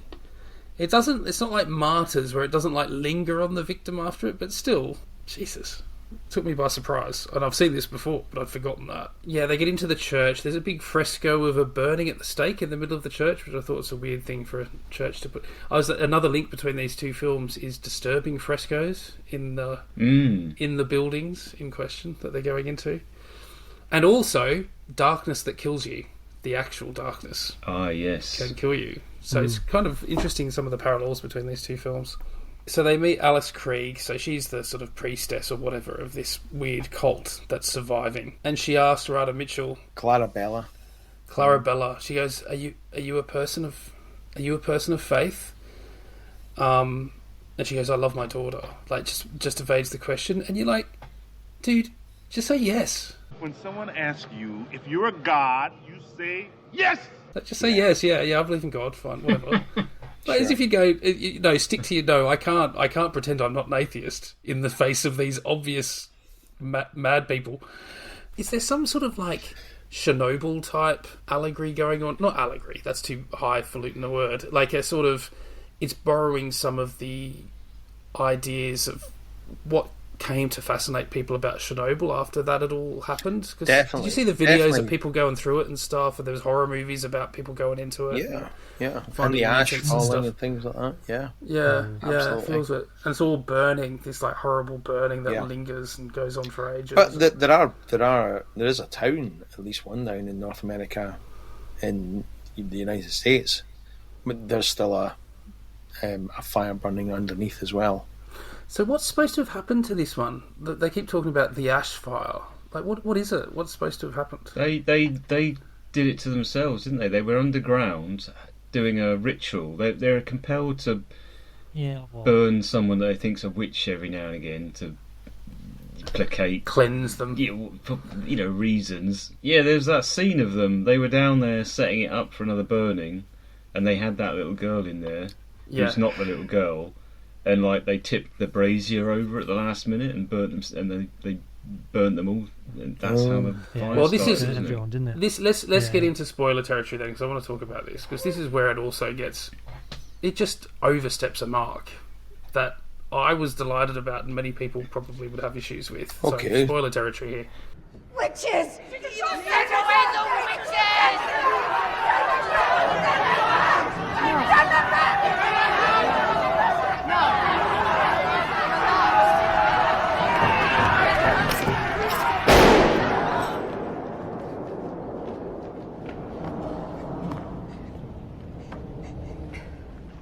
This is a sanctuary!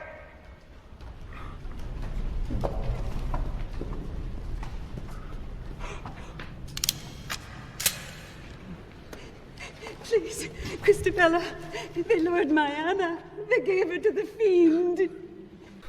No, the whole thing of I say delighted about it. I'm not that much of a bastard, but the story here about what happens to this girl, it's pretty. I just can't believe that that's the story. This film is so mean-spirited, the sort of shit that happens. Yeah. So first of all, the first thing we know about it, because they seem sort of okay, they're trying to help her out, but then they see that her daughter on the locket looks the same as this other girl, and then Alice Krieg wants to kill them all. She says, they're witches, burn them.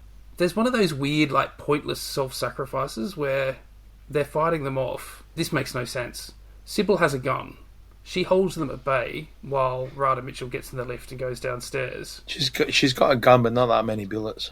She's got no bullets in her eyes, so she's just holding them at bay. It is survival horror. You're running out of bullets. Exactly. It's a reference. She stays there for a start, which is like, okay, I can buy that. But then once she's gone down in the lift, she's like, okay, I can show them now that I have no bullets. So she clicks it, so to show them that she's got no bullets, and then they beat the shit out of her savagely and take her away. And it's like, why would you not just keep pointing at them and say, right, well, I'm going to back away now, and I'm going to try to back all the way back to and get the fuck out of here? No, I'll just give myself up. Why? Made no sense. She obviously did a miscalculation at that point. I think you're missing the fact that Sybil had to get into a massive fight with him and get pummeled so that we all thought she was dead, so that she could be revealed to be not dead later, so that she could then be killed. Because is she not dead then? This was a surprise. It needs to be reinforced that this lady, this Sybil, is like ultra badass cop. She goes from being this creepy, like, snooping cop that looks like she's just invading your business, and then the helmet comes off and you got the short blonde bleach hair, and she turns into I was watching this thinking, I bet her character in this movie is some kind of like lesbian icon, because right now She's a hot lesbian. She's got the short hair. She's Badass. she's like, you go or hold off these motherfuckers, and she gets piled on, and everyone's beating the crap out of her, and you think, oh, she took one for the team. So she comes. Yeah, I wanted them to get together because Radha Mitchell clearly gives no fucks about Sean Bean. She just takes off and leaves him. Oh no, I assumed they were going to get him at together. all. Yeah. Yeah. It is a bit of a surprise when they take her back and just burn her horribly, very graphically. Yeah, that's You see her get horrific. Yeah, I was a bit.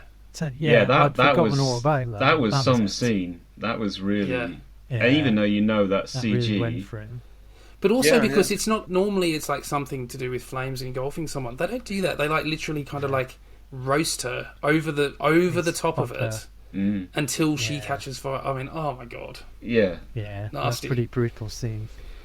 And this was before she attempted to give a speech to talk them all out of it, didn't she? She was strung up there, and she's trying to counteract the bad lady Christabella's kind of religious fervour, and she's trying to talk them out of it and say no. And it was at that point I thought, I can see what you're doing here, but you're giving the wrong speech. Really, at this point, you want to be saying, I'm not going home. I'm going to get on my boat. And I'm going to go upriver, and I'm going to teach that son of a bitch bison. They would have all cheered.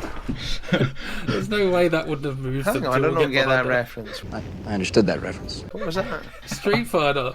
Come on. Street We Fighter. talked about this loads. Oh, Jean-Claude Van Damme. of course. And I'm going to kick that son of a bitch bison's ass so hard that the next bison wannabe is going to feel it. So who wants to go home and who wants to go with me?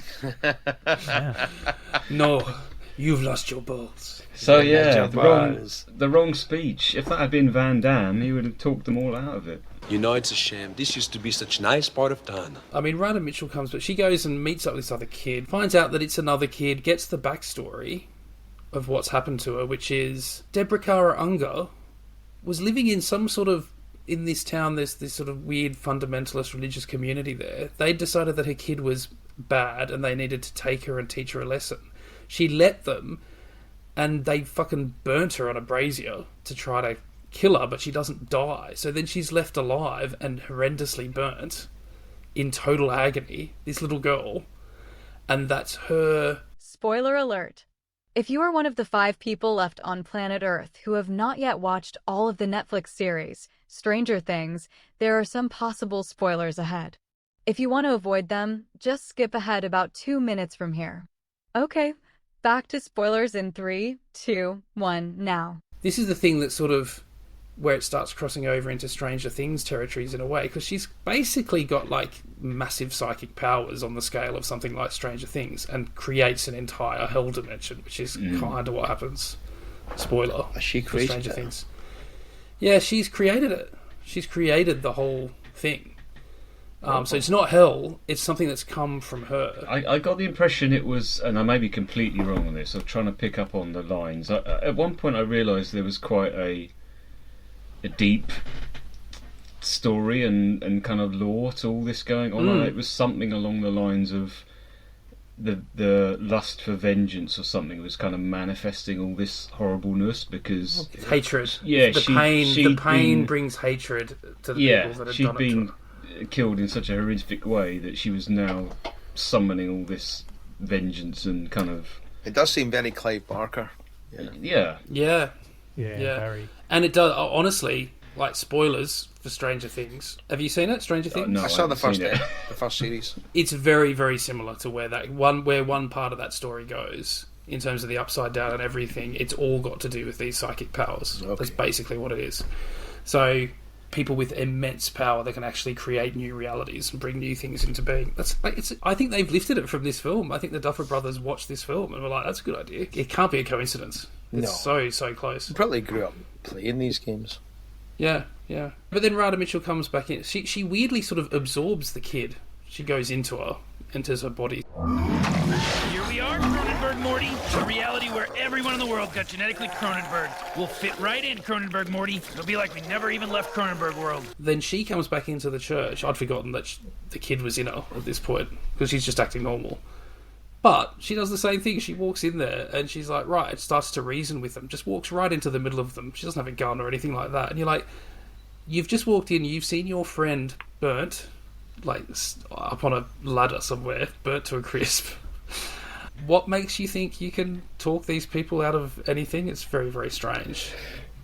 And it's really only the emergence of this kid coming up from hell in a hospital bed, kind of like all meaty and dead and burnt, and tenderly goes to town with the barbed wire. I'll tell you what, this film puts barbed wire There's to a some lot of serious barbed use. wire. Yeah. Yes. Yeah, I mean, Alice Krige Best use of barbed wire since World War One. And it's worse that, like, you know, the very infamous scene from Evil Dead with the tree raping the woman. We get something worse in this. Yep. I'm not going to talk about it, but it's the only thing that stops it being too horrendous is that the CGI for some of this stuff is like a bit fake looking. It hasn't aged that. It would have looked pretty good at the time, but now it's kind of like, nah, it sort of looks like a cartoon, even though it's showing disgusting stuff. It's distances it from you slightly, which is maybe a bit of a mercy because it might be a bit much otherwise. Yeah, weirdly, watching it in a bit of a lo-fi method was all right. It didn't seem to detract at all. It was all quite good actually. This bit. Yeah. It looked good in high definition, Joe. I'll just say that. Okay, good. I actually thought the film looked overall throughout most of it really, really good. Early on, I thought they'd made a lot of effort. I might have just been picking up this subliminally to almost recreate those kind of fixed camera angles of the game. It felt very. Yeah, exactly. Yeah, that's what I didn't like though. That first bit, yeah, it did definitely feel like that. Yeah. And there was one of the late scenes. I think it was the scene when she met the little girl and she was having that scene of discovery where she's finding out who she really is. That was almost done in a very CG set. It was too CG to be an accident. It's kind of like they've done that on purpose to make it look like she's in some. It almost looked like she was superimposed on a room in the game. It was odd, but it all kind of worked. I found it didn't. Yeah, and then we got the final bit. I guess if I interpret this correct, if I'm remembering it correctly, so they get back to the house, but they were doing that, and I was like, yeah, but they're still like in the upside down or whatever, aren't they? They're not in the right reality. And they go in, find him sleeping on a little couch in the middle of his fucking enormous house. That really bugs you, doesn't it? It's sort of like, what the hell is this guy like? Does he own Facebook or something? Like, it's ridiculous. Because the thing that annoys me about it was like this sort of shorthand thing in Hollywood films of, okay, we want this character to sort of like be a reasonably successful guy, so they stick him into something like this. You're like, he's a fucking tech billionaire. This is stupid. Yeah, exactly. They put him in Frank Lloyd Wright's Falling Water, which is what it looks like. Yeah. But yeah, so is the upshot that they're just stuck in this dimension and they can't get out? Is that what's happening? Or am I forgetting something else that happened? Because he can't see them, can he? No, I don't think so. No one ever escapes Silent Hill. They're in a different... Yeah, they're in a different alternate reality dimension, so they're permanently stuck in that. Yeah. Because he can sense them, that he smells her perfume again or whatever. But he senses them. School.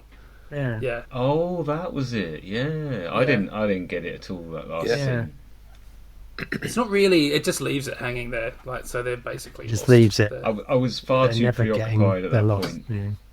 I was just wondering because I knew there was like minutes left to go, and I was just on the edge of my seat. Are they going to do the hard dance track credit cut? Are they going to do it? Are they going to do it? It's going to do it. And I was like, did they? No, it didn't do it. It didn't do it. It went into like subdued anthem. Yeah, for the first hour of this film, and this film is over 2 hours long, isn't it? Not really, because the credits go for like 10 minutes. Okay. This film's too long. This film is badly paced, and I do think for the first half of the film I was bored out of my mind and was really struggling. I played the game. I get what the idea is. I did like the little bits that came through that kind of suggested there was a bit of plot going on, like the guys rushing in with the gas masks and things like that. Yeah. That's the only, I was thinking, oh, something's going on here. But there's a point towards the end which I started really enjoying this film actually. Okay. And I really, you know what I'm going to say, my magic moment in this film was when as Alessa in the bed. Alessa rises up and she's got all these tendrils coming at her. To be honest, the bit I loved in this movie is when they have the most CGI going on. Yeah, weirdly, it looks pretty good though. It does look really good, and it's and she's getting all up in this kind of shit, and it gets fucking them all up. Serious fucking carnage at that point. Yeah. It's pretty explosive finale. Yes, it is. But I really think this film is badly paced, so fucking slow, badly made. People have forgotten how to, at least in the early 2000s, people cannot make films. People cannot pace films. Awful. But I still really liked it. I think I am going to give the best, what do we call it? Pick of the cast. Pick of the cast, that's right. I always forget what we call that. The guy, that's why we're talking about this guy. It was Chet from The Last Boy Scout. Kim Coates. He is good. He plays the cop. He doesn't again. do much in this though. All he is a little bit of exposition, but he gives a little bit extra. I really like him in this. Yeah, okay. Yeah, I love Kim Coates, but I feel like he doesn't. There's a bit where they're driving, and I was watching it thinking, has he got a false nose on? He doesn't, but there's something about the angle they've shot him in that car. His nose looks weird. So much of this film looks fake. Yeah, but I don't really think. just takes me away from it. Yeah, but I don't think. That's just him sat on a set being lit a certain way, and his nose just looks weird. It was really. Badly. I was sure it wasn't his nose. Badly. But anyway, yeah. I think 3 out of 5 for me, which Okay. is unusual because I don't give a lot of 3s. No, you don't actually. Yeah. 3s is It's a mix because it's a mixed bag. It's because it's a mixed bag. I like some of it. He did some of it. Do you want to go next, Grandad? Age before beauty. I'd say I've seen the film since probably it came out. I like the pacing because 10, 12 minutes in, you are inside the hill, and like we said, the visuals are right there. You're in that world, and I'd forgotten a lot of the kind of really kind of horrific kind of scenes. And for me, the sound all came together. Very kind of Hellraiser-esque elements to me. It didn't feel 2 hours to me. Because it is quite long for a film like this for it to be 2 hours. And in terms of pick of the cast, for me, I think it's Alice Krige. I like Alice Krige from Sleepwalkers and bit of a Trekkie, so she's the Borg Queen. Oh, of course, she's the Borg Queen. Contact. Yeah. Yeah.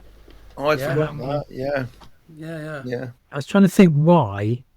But she's very softly spoken, but she's got a lot of presence, and she always seems a little bit off kilter, and you're not quite sure what she's going to do, and that felt a little bit unsettling to me. But I really enjoyed that performance. Spoilers: she's going to burn your child. Yeah, steer clear of her.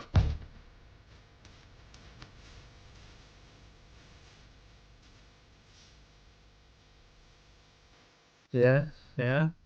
She also played Jessica Atreides in the cable TV version of Dune that came out in the early which 2000s. people do. I quite like that. Yeah, I haven't seen it. Who plays Paul? British actor. I don't know his name. I saw him in a play once. I can't remember his name. Is there anyone else famous in that? Alec Newman is the guy that plays him. Plays Paul.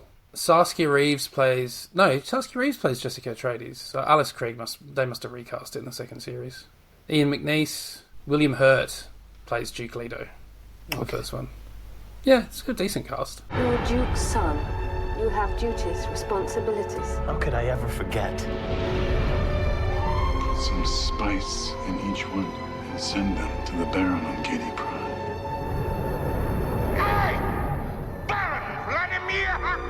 I'm the instrument of his family's demise. It was a toss-up between do I like barbed wire or do I like bugs? So I think bugs won over. And in particular, I think it's when Pyramid Head is he's trying to attack during the call, and he's trying to kill her with this huge sword. But in particular. Yeah, it's when the camera, it kind of tracks back through a hole in the door, and then there's bugs crawling everywhere, And I saw that one, yeah, then things start to just, I think, will repair themselves, and then the bugs disappear, go back to normal. That particularly stood out. I mean, there's a lot of standout moments, but I just love the way that it plays with what the camera's doing as well as the action as well. So that just felt a really nice kind of and time as well. Yeah. Although I did think watching that singing, I can't believe this is Pyramid Head's big thing. He's got a sword that he's not quite strong enough to carry. That's a good way of putting it. It's so that when he starts lifting it up, you've got time to go the other way. If he could, and then go into the corner. Yeah, ridiculously big. It needs a big wind up so you can get past it. It's not a very practical helmet either, is it? Bad choice of sword, bad choice of helmet. Yeah, looks cool, but very impractical. Have you given us what's your score? 3.5 out of 5. Okay, decent. Okay. Yeah, I think I like this film. I was doubting it at the start. I had my fears, and then it went the right way when it started going very grim. I got worried for the second time when it did a massive exposition dump and just let me tell you in flashback exactly what happened. But I'm actually glad of that in the end. I think if this film had played the mystery card too much and it was trying to be too arty and too David Lynch and it never really told you anything, I think I would have just been frustrated. I liked the fact that when it told you exactly why this was all happening, there was a kind of a Hellraiser-ish deep lore reason for it, that if you got really nerdy you could get into the kind of all the psychic stuff, and so I forgave it that. We forgot one moment that made me piss myself when it came up, is when it was telling that story about what happened to the girl, and it said about she was a very neglected girl, and we all know what happens to neglected girls. Did you remember this bit? And it showed the creepy janitor or something. Yes. And it zoomed into his nameplate and it just said Colin, and it was so brass eye. Like it was just pure brass eye, that moment. These are our children. They skip down our streets, but the paedophile is waiting.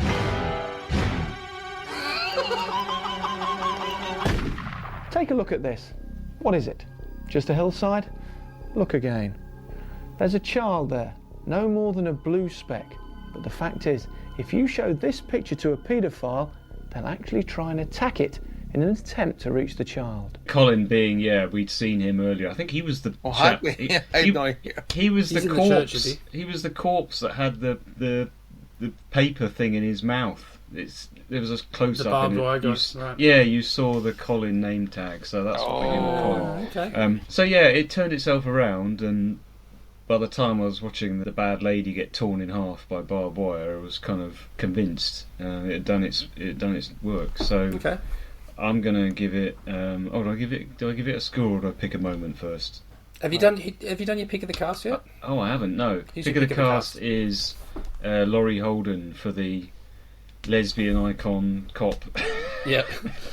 Yeah, I gotta say, I thought the two main lead female actors in this were terrible. No, I disagree. No, I liked her. I thought she was brilliant. No. The way going from the sort of sternness to then the fact that we realise she's just like a super cop and she wants to help. The fact that she takes it for the team not once but twice. She takes a pummeling to the face and then gets burnt alive. I'm going to give it to her. And I don't know if Laurie Holden has ever been burnt alive before, but I was very convinced when she was being burnt alive that that's exactly what it'd be like. The way that'd take method acting too far. The way she kind of was sort of crying out in pain and agony, and then she just went. It was like it was actually very it was very good. That very well done for what could have been very schlocky. So she's my pick of the cast. I don't do half scores, so this is always difficult because. What's your magic moment first? Oh, magic moment. You know what you should do? Do half scores. No, I can't do half scores. Not now. I can't start. If you've never done half scores, you can't start doing half scores because it makes makes your previous. Well, what you scores do is look you just really... pretend it's out of 10 and then do it through. Because that's what it means. No, I'm going to give the magic moment. It would be easy to make the magic moment the climax with the little girl suspended and all the barbed wire, but I'm actually going to give it to the scene I mentioned earlier, which was Rose getting through that room with all the sort of disjointed nurses, because I do love a bit of real physical acting when you can tell these are just very good performers. True. And making something look unearthly and weird. That was my magic moment. And I will give it 4 stars because I can't do half. Nice. And 3 feels a bit too stingy. 3 feels. I enjoyed it more than a 3. So I'm gonna. So if you gave it half stars, it'd be 3.5. But because you can't, it's 4. Okay, I'll take that. Can we pretend it's 3.5? We've got both effectively now, so we can make of that what we will. All right. Pick of the cast for me is also Laurie Holden. I think she's really good. Rada Mitchell she's fine, but her character is an idiot, and it's like I like when she comes in and the cops come after her, and at this point she just thinks she's in a ghost town. And the cop's going, what are you trying to do? And she just walks off and she goes, fuck you, stupid fucking cop. And I thought, what is this? Like, she's a privileged person.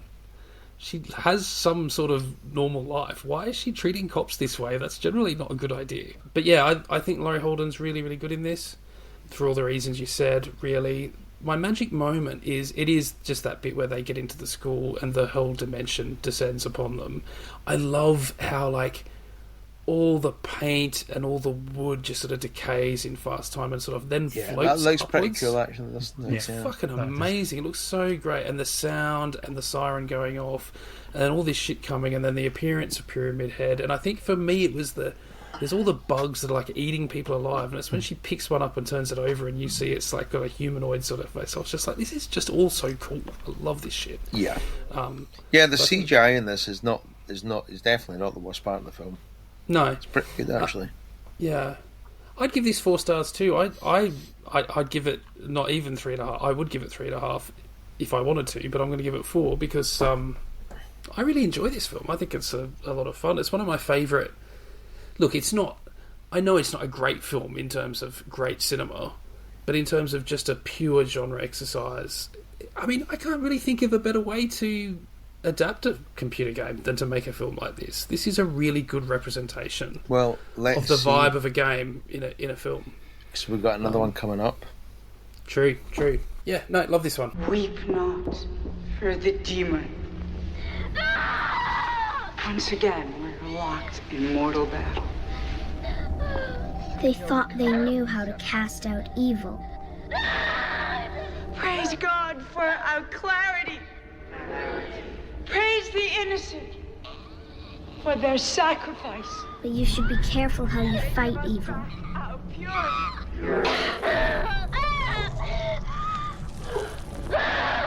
And our unity.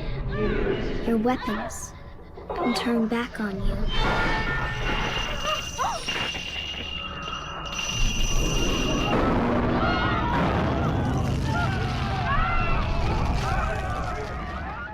Our B movie today is Sweet Hope from 1989, directed by Kiyoshi Kurosawa. 日本映画の面白男伊丹十三があのスイートホームのファミコン化に成功したぞ。呪われた屋敷に閉じ込められてしまった5人のテレビ取材班。この5人を操作して1人でも多く脱出させるのが君の使命だ。さあ逃げろ。グズグズしていると屋敷に殺されてしまうぞ。暗闇に気をつけろ。邪悪なクリーチャーが君を待ち受けているぞ。みんなのことなんか知らないもん。僕は一人で逃げるんだもん。なんていうやつは真っ先に殺されてしまう。みんなで知恵を絞りお互い助け合わねば脱出は不可能なのだ。僕がやられても君は逃げるんだぞ。さあ呪われた屋敷から君は脱出できるか。脱出した人数によって5つの感動的なエンディングが君を待っている。愛と恐怖の脱出アドベンチャースイートホームザ・ファミコン。心の力を私にください。心の力。 A TV production crew are making a documentary about the infamous painter Mamiya Ichiro. When they start filming at his old home, they come under attack from the ghost of the painter's wife. So is this must be very, very early. Well, it's not technically a computer game adaptation because it was made to promote a computer game, wasn't it? That was Or they were made at the genesis same of this. time. I'm not even sure what came first. I do know that Sweet Home was the original. Well, somehow through various iterations, ended up becoming Resident Evil, didn't it? Have I got that Yeah, right? I've got no idea how that happens. Did you play the game much, Mr. Tech? Did you give it a good go? 'Cause Yeah, you like I RPGs. had a crack at it because I was really curious when you mentioned about it being a Resident Evil precursor, and you can really see that the DNA of survival horror games is 100% there, and the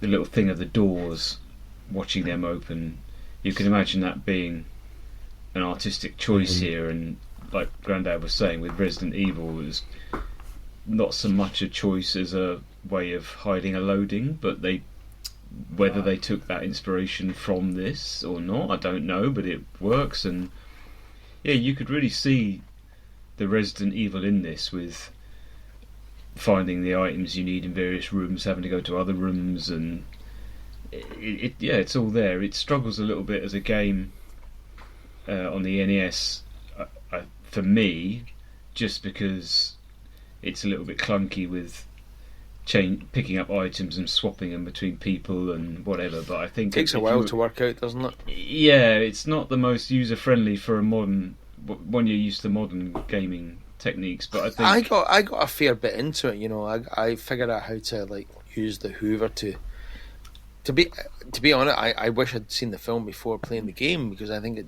there is a time with the game. You know, you learn that you have to brush stuff away from the paintings. You know. Yeah, Right. and knowing who the characters are. Yeah, exactly. In terms of the movie, none of you guys had heard of this, right? No. I had seen it. This one before. Not at all. Not a. Why had you seen it? I think I heard about. I reckon I probably heard about it on the Shockwaves podcast, right? Which is the horror podcast I used to listen to all the time with Becca McKendry and Elric Kane. And I loved that podcast because they just would talk about what they've been watching, and they'd watched a bunch of obscure horror films I'd never heard of, and this one came up once, I think, and it was on YouTube.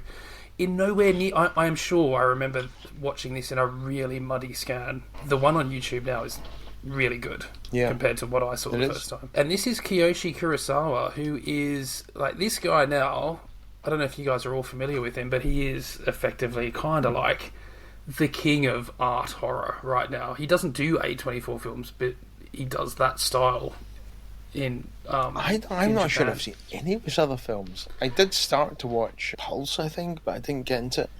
Pulse, yeah, which is a really weird, oblique film about people kind of dying and going into the internet and stuff, and it's sort of all about the weird internet ghosts and stuff, which got a US remake, which apparently wasn't very good. He's most famous for a film called Cure, which I would highly recommend. Okay. That film is a fucking masterpiece. It's incredible. It's a police procedural about people just start murdering each other and randomly, and it's trying to figure out what is going on. There's this weird force that's causing people to do this. But like God Told Me To, the Larry Cohen film. Sort of. Yeah, it doesn't go quite as bonkers as that. No. It's a little more refined, I guess, or consistent. He did one recently last year called Chime, which is only like 40 minutes long, and it's really fucking great. Okay. He did a really good remake of Seance on a Wet Afternoon, which I didn't realise was a remake of that when I watched it. I saw that before Seance on a Wet Afternoon. So when I watched Seance on a Wet Afternoon, I love the English version, yeah. Yeah, it did a really good. It's just called Seance. That's really great. Okay. He doesn't just do horror. There's this drama he did called Tokyo Sonata, which is just a fantastic film. He's become this really prominent guy. Now he started out making Japanese V cinema, which was all the direct to video and direct to DVD stuff in the 90s. Made a lot of crime procedurals and stuff like that. I've seen a few of those too. They're very professionally put together, but they were made like in no time at all, on very low budgets, and they're decent films, but they don't feel like Kurosawa films. This one, I think, if I've heard correctly, I don't know if this is true or not, I've heard that he doesn't like to be reminded of Sweet Home and is embarrassed by it or something, which I think is fucking tragic, because I mean, put my cards on the table, I fucking love this movie. I really like this one. Yeah, I thought going into it, I don't think this can be anywhere near as good as what I said it was the first time, and it totally held up for me. Yeah, I was wondering that. Yeah. But it is a weird one, because it comes on as, it starts out as what feels like a kind of quirky romantic comedy really shitty Casio type score, really, really cheap looking. I mean, it's not cheap looking, it always looks good, it's very well lit, but the tone of it just changes. It does not ready you for the fact that you're about to get into something that becomes incredibly gory. Yeah. We should say, the other notable name I should mention is that the special makeup effects were done for this by Dick Smith, the great Dick Smith. Yeah. Who did The Exorcist, Scanners, Altered States, like one of the foremost special makeup effects guys of Hollywood. So I don't know how we ended up on this Japanese film. And you can see it as well. Oh, it's some of his best work. Yeah. God, it's incredible, some of the stuff in this. I would say, picking up on what you said, it surprised the hell out of me, this movie, because I'd never heard of it. I didn't really know what to expect. Like you just described, it started off with something that I've seen. I feel like it's a fairly standard Japanese thing of you get very sort of quite natural scenes of sort of family affairs when you the father and his daughter and then you have these little moments of slapstick when it feels quite quaint and it's kind of very gentle and it's like, this is kind of weird, but very very quickly after that I realised that it was going to be a lot weirder just because of the way some of the scenes were framed and the position of the characters in the frame and what they were doing. There's a very early bit on when I was struggling trying to get my footing, like, okay, what's going on in this, who are these people, and I can't remember what they were saying to each other, but there was the guy that we see very early on that is pouring the sand out of his shoe because he's been out and he's got the goggles on. What is with the desert at the beginning of this film? Yeah, we never see, but they seem to be in the middle of a desert somewhere. Yeah. And there's a scene where he talks to someone later before they go off to the mansion, and they're in the frame, and their two heads are like butting together as they're talking to each other. It's like, this is unusual, but it was framed in such an interesting way. And once I'd noticed that, and then once the movie had really established itself, and you started to get a bit more of the effects, it started to feel very much like a Happiness of the Katakuris. I don't know if you guys have seen it. Was and I haven't seen that film in a long time, but the way it combined a bit of family drama that's very, very just straight up drama, and then here's here's a wacky comedy bit where someone's going to fall over something, and then now it goes into sort of supernatural ghost and prime physical effects, and it just didn't really fit any of them, but it perfectly gelled together. I think it's a real unique oddity that by the end of it I was loving it. It's like, this is a real gem, this is amazing.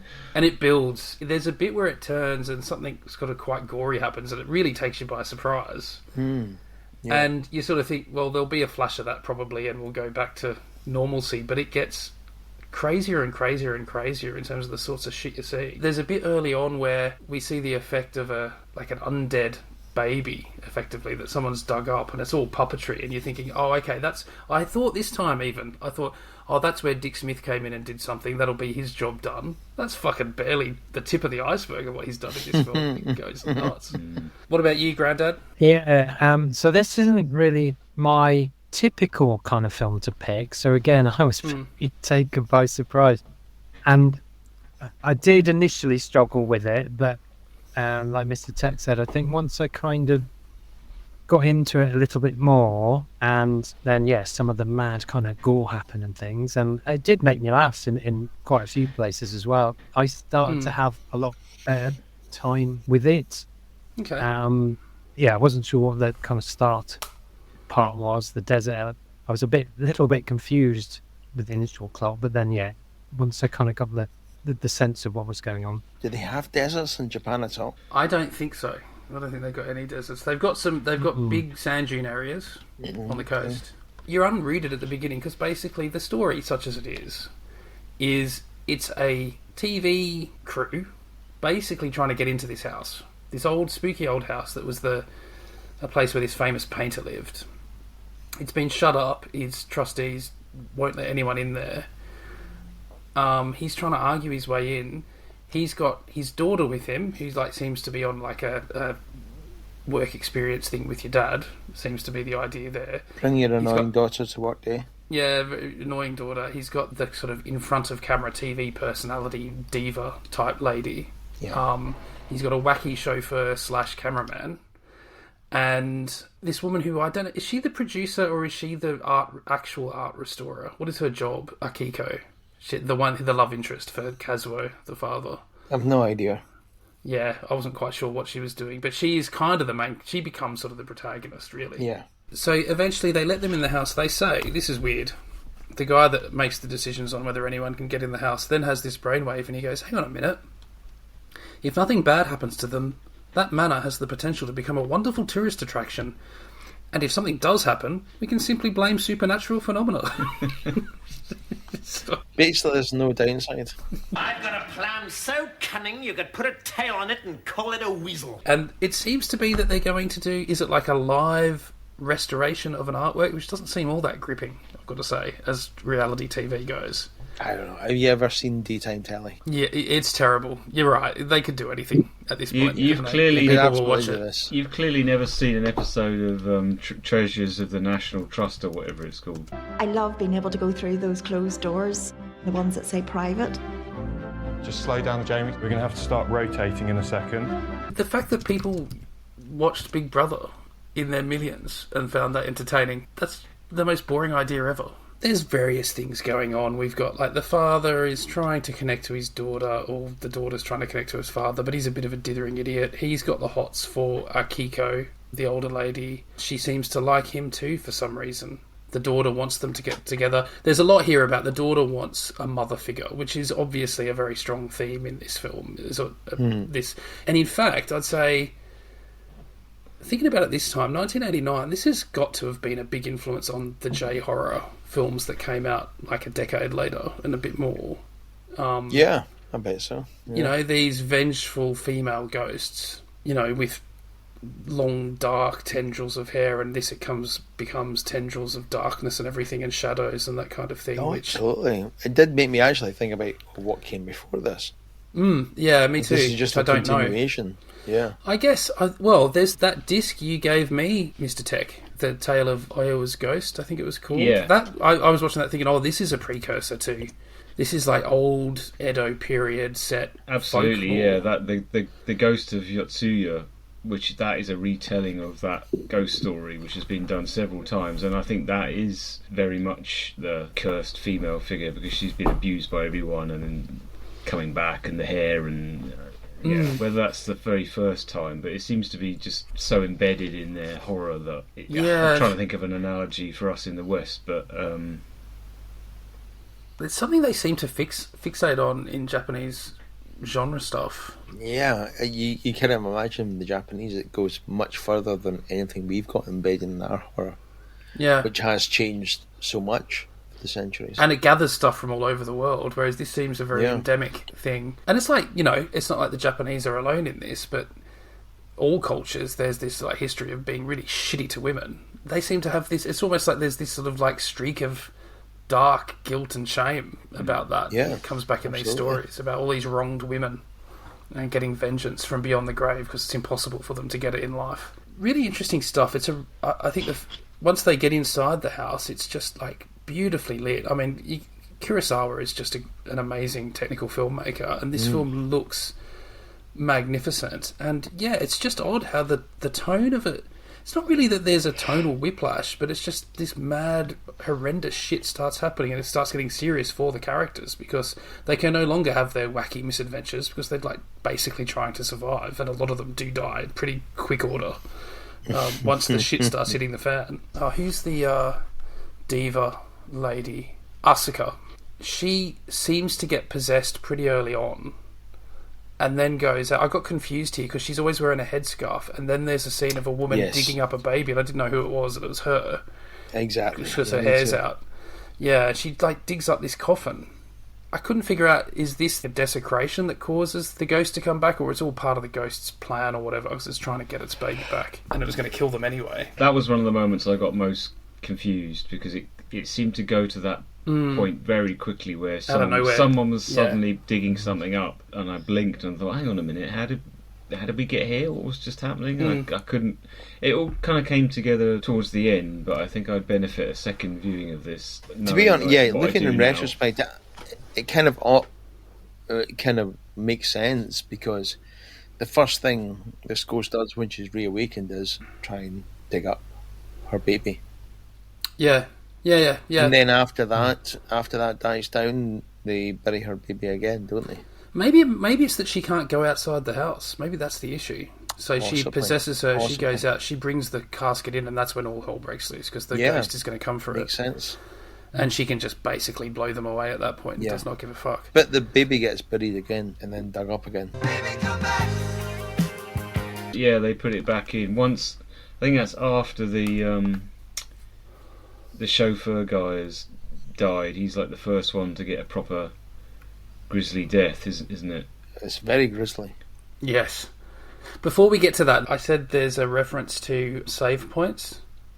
This is me imputing my newfound gaming knowledge onto this. Do you know the bit I'm talking about? Because it's really obvious, because whoever put this scan on, whoever did this scan, wherever this scan came from, there's suddenly a big message in English that comes up pointing out that the father at one point is reading a book and kind of struggling with it, and he's got his fingers in all the pages.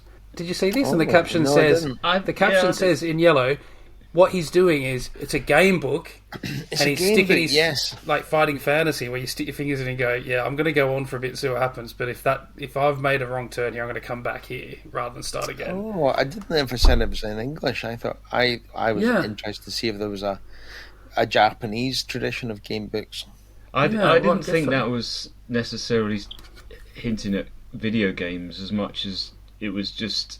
It needed the clarification, because if you saw someone in an English film with a fighting fantasy book, if you knew the culture and you saw the green and you saw them holding it, you'd know instantly, because they're so well known, those green books. And I imagine. But why would they have that otherwise? It's a detail that could have just gone under the radar and none of us would have noticed, and it wouldn't have mattered. It's really odd that someone felt strongly enough about it that they had to put in a thing saying, "Hey guys, everyone watching this is what he's doing." I thought that was interesting. If we're mentioning quick references to the game, I've got to mention this before I forget it, because I even joked with Joe in the build up to watching this movie about there better be someone carrying a vacuum cleaner around or I'm going to be really unhappy, and there was someone using a vacuum to clean the fresco, and I was like, that's when I thought, the game is actually a lot better than I thought. It's really, I absolutely thought that as well, and it made me want to go back into the game after playing this.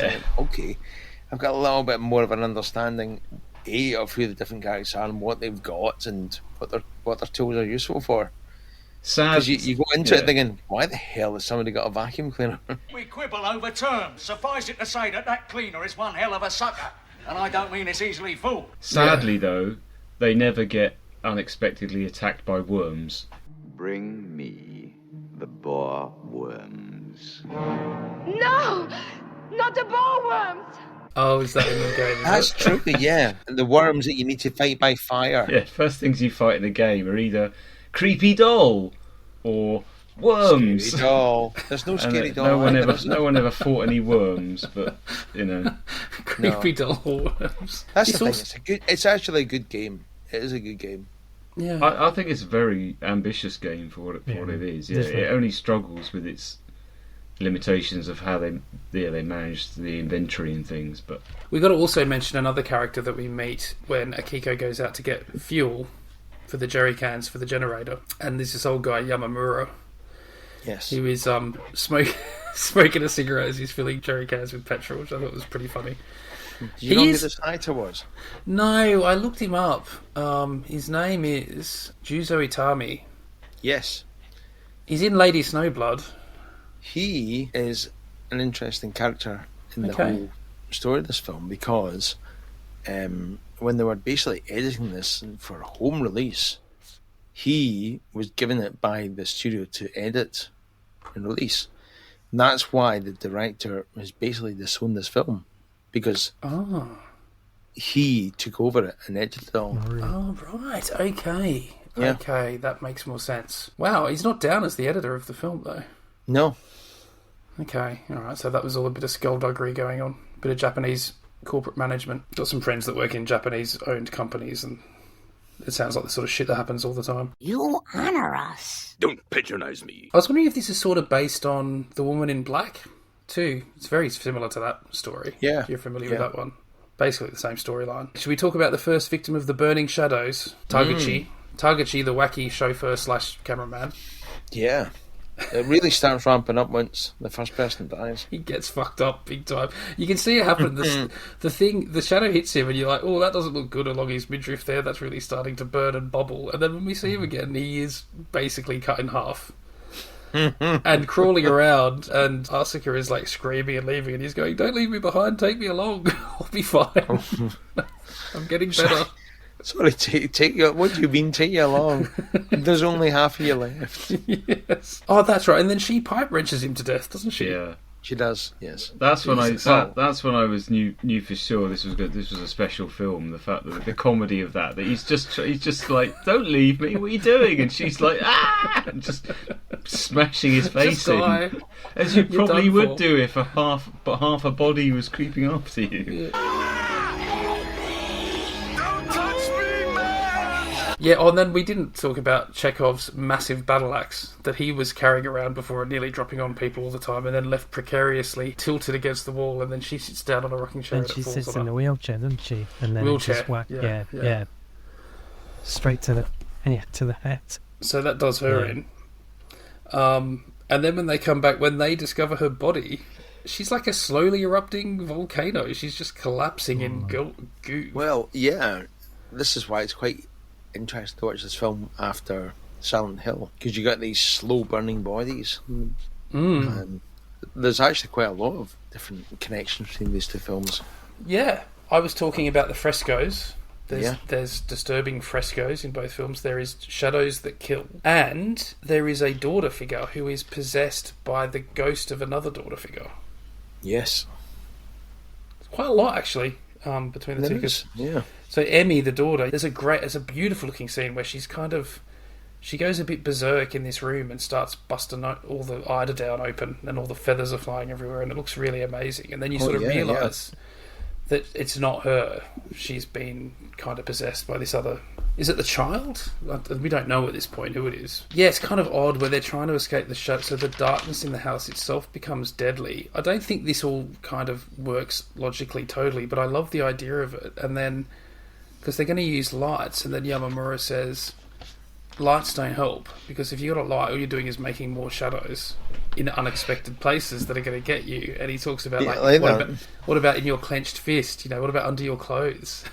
It's like, well, they've got those in already anyway, but I don't know why it's not killing them now, but still. Yeah, exactly. Don't worry about them. But still, cool idea. I love the bit when they're chasing that chauffeur down the hall, and they've got the big fingers or something, whatever it is. It's like Nosferatu, but just kind of racked up. And you get a real sense, you're like, don't go into those shadows, because it's fucking nasty when people are getting...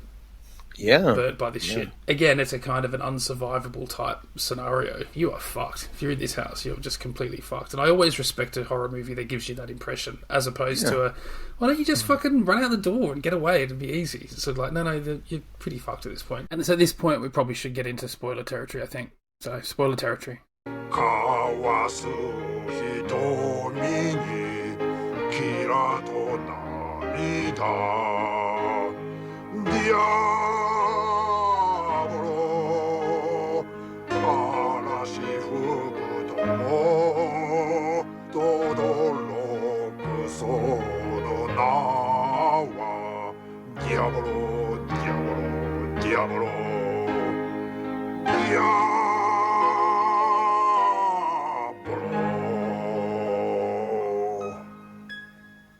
So when we get the backstory, again, another parallel between the two films, incredibly fucking mean-spirited backstory involving horrific things happening to children. Burning things.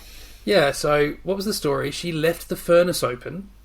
Her child crawled into it. I would say most children, even very young children, have a slightly better survival instinct than to crawl into a furnace. They can get turned away by the heat. Still, maybe this person wasn't destined to live. If they didn't have that. The furnace wasn't on at the time. Wasn't it? I thought it was on. Well, I'd imagine not. Yeah, but wouldn't you notice the baby in there when you went to start it up again? They don't just start remotely. You've got to get them going, don't you? Babies are small. And stupid. Babies are small, Your Honour. And stupid, yeah. But because she goes mad with grief at the loss of her baby, so she started stealing babies from the village and tossing them in the furnace so that her baby would have someone to play with.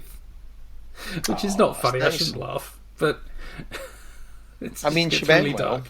But this is, again, our quirky, wacky romantic comedy has come to this at this point. This is after we've seen people bubbling away and cut in half. After they've had the conversation about using lights as a way to combat it, and Mr. Yamamura says that I think the gist of it is you need willpower. If you haven't got willpower, that's not going to be it. Oh, does he? I missed him saying that. So that's why he starts singing his song. And then it goes into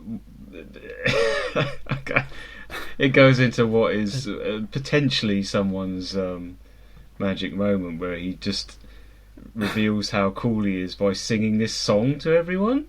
And about if I can prove to you I've got willpower because I'm going to make this bottle bend, and he's gripping this bottle of whiskey, and then he sings some incredible song that's like, did you write this song, or is this some well-known song? And I don't know. I was wondering that. I was thinking, is that even some? I was thinking Tokyo Drifter or something. Well, I've got no idea. I think Grandad knows this because you texted me earlier when we were discussing what the song is. Whether we could remember the film, and you just texted me Diavolo. It's Diavolo. That's what he's singing. Yeah, it's bizarre. Who is that awesome man who firmly holds a gun in his hand? His hat casts a shadow on his face, and his velvet suit flutters in the wind. If any danger befalls the girl he likes, he'll risk his life to protect her. When the time comes to part ways with his beloved, he hides the tears shining in his eyes. Diavolo, his name resounds like thunder. Diavolo, Diavolo, Diavolo, Diavolo. Yeah. His what? That's the whole... That's when... Yeah. And that's Mr. Yamamura revealing to you that he has got that character, he's got that willpower, and in that moment he just turns into this absolute badass character. I love it. Yeah. Good. He saves Emmy, brings her out, but then bravado will only take you so far before you die spectacularly. What a fucking death. Yeah. Full disintegration. Yeah, total body melt for Yamamura. It's just an extravaganza of gore effects. Yeah, that was that's when I called over my son to say, let me rewind this a little bit and you can watch it with me. This is the kind of stuff you'd like. Anyway, should we cut to the chase? I think this is kind of cutting to the chase. Let's cut to the chase. Lady Mamiya in the furnace room. What a fucking entrance. Baby head sprouting out of her. This incredible puppet creation of Dick Smith's. Amazing. Looks weirdly sort of realistic. Her face is all fucked up. Weird kind of hunchback. Like she's like a giant thing. Like a monster. Fused. She's fused together with all the babies. Because she threw herself in the furnace. I didn't mention that. Threw all these kids in and then she threw herself in eventually. Akiko throws small pieces of wood at her. That doesn't work. Surprisingly. Doesn't stop her. That's not our weakness. Small pieces of wood. When you get to that bit in the game, don't choose to throw small bits of wood at the monster. The thing is, in the game, you do actually get small bits of wood. Do you? Yes. Wow. Yeah, you get small bits of wood to help you get over gaps in the floor. Okay. You have to collect a whole bunch of them. That's weird. Dad's gone back into the house, but how do they... I've not made a note of how they all get out of this. Oh, they give the baby back to her. They just give the baby back to her and she disappears. So she's like basically what happens. Because the Akiko does the friend, the producer, puts on the shitty dress. Digs up the baby, takes it back. In a way, it's quite simple. Yeah, it is very simple. It doesn't matter because you're just enjoying the spectacle of it. One moment I wanted to mention. I think this was when we'd had the backstory of who this person was. Must have been part of Yamamura's speech before or after his song. And I just mentioned this because I thought there was a couple of really good lines in the script where he said, an ordinary woman will struggle to defeat a mother. That's kind of interesting, that, because Akiko is kind of like stung by that. She's like, oh, fuck off. Yeah, because she'd lost her mother, her real mother, and the other lady was trying to become the new mother in the family. So that was why it was about, she got the power to do this, and she's not, she becomes the mother in their family, essentially. Yes. And then the other one that I thought was really stand out is it said, the feelings of a mother who lost her child and the feelings of a child who lost her mother are what's drawing them together, and that was why she'd taken Emmy. I thought that was a cool line. It went really quickly. I was like, that was really cool. What was that? Yeah. These two films, like people from beyond the grave or whatever, grief and pain, they're creating parallel realities, nightmare realities that are fucking people up to walk into it. Yeah, there's a lot. Yeah, so many parallels between these films. Alright, who wants to go first? Pick of the cast. I'll go first. I think the producer with the hat, female producer with the hat, Akiko, the main character, the one who becomes the sort of hero. You know of what? the story. You know who I liked? Yamamura, actually. Is that his name? Juzo Itami. Yeah. Yamamura. Yes. And you know why I liked it? I liked the fact that he was the gas station attendant near the haunted house that tries to warn them. Which is, we've discussed this how many times. You know, he's the guy that comes and warns them, don't go near the house. This is the only guy that's turned up and saved them. Yes, it's like the exposition spouting guy that warns them away, like the even the Crazy Ralph type. But yeah, is also kind of a hero. Yeah, I like that, and I like that a lot. And God, I have so many favourite moments in this, but I think his death, the bit when his skeleton just collapses over so many times, so good. I thought this was really good. I thought this was not just amazing special effects, which it does have. I thought it was really well told, really nicely paced. Just a proper good ghost story, a big gothic ghost story from Japan, but with like Western tones as well. I think 4.5 for me, 4.5. Nice, awesome. Really like this one, and makes me want to go back to the computer game, because I do think the computer game's interesting as well. Yeah, really good film, this one. Alright, anyone else want to go next? Yeah, I love this movie.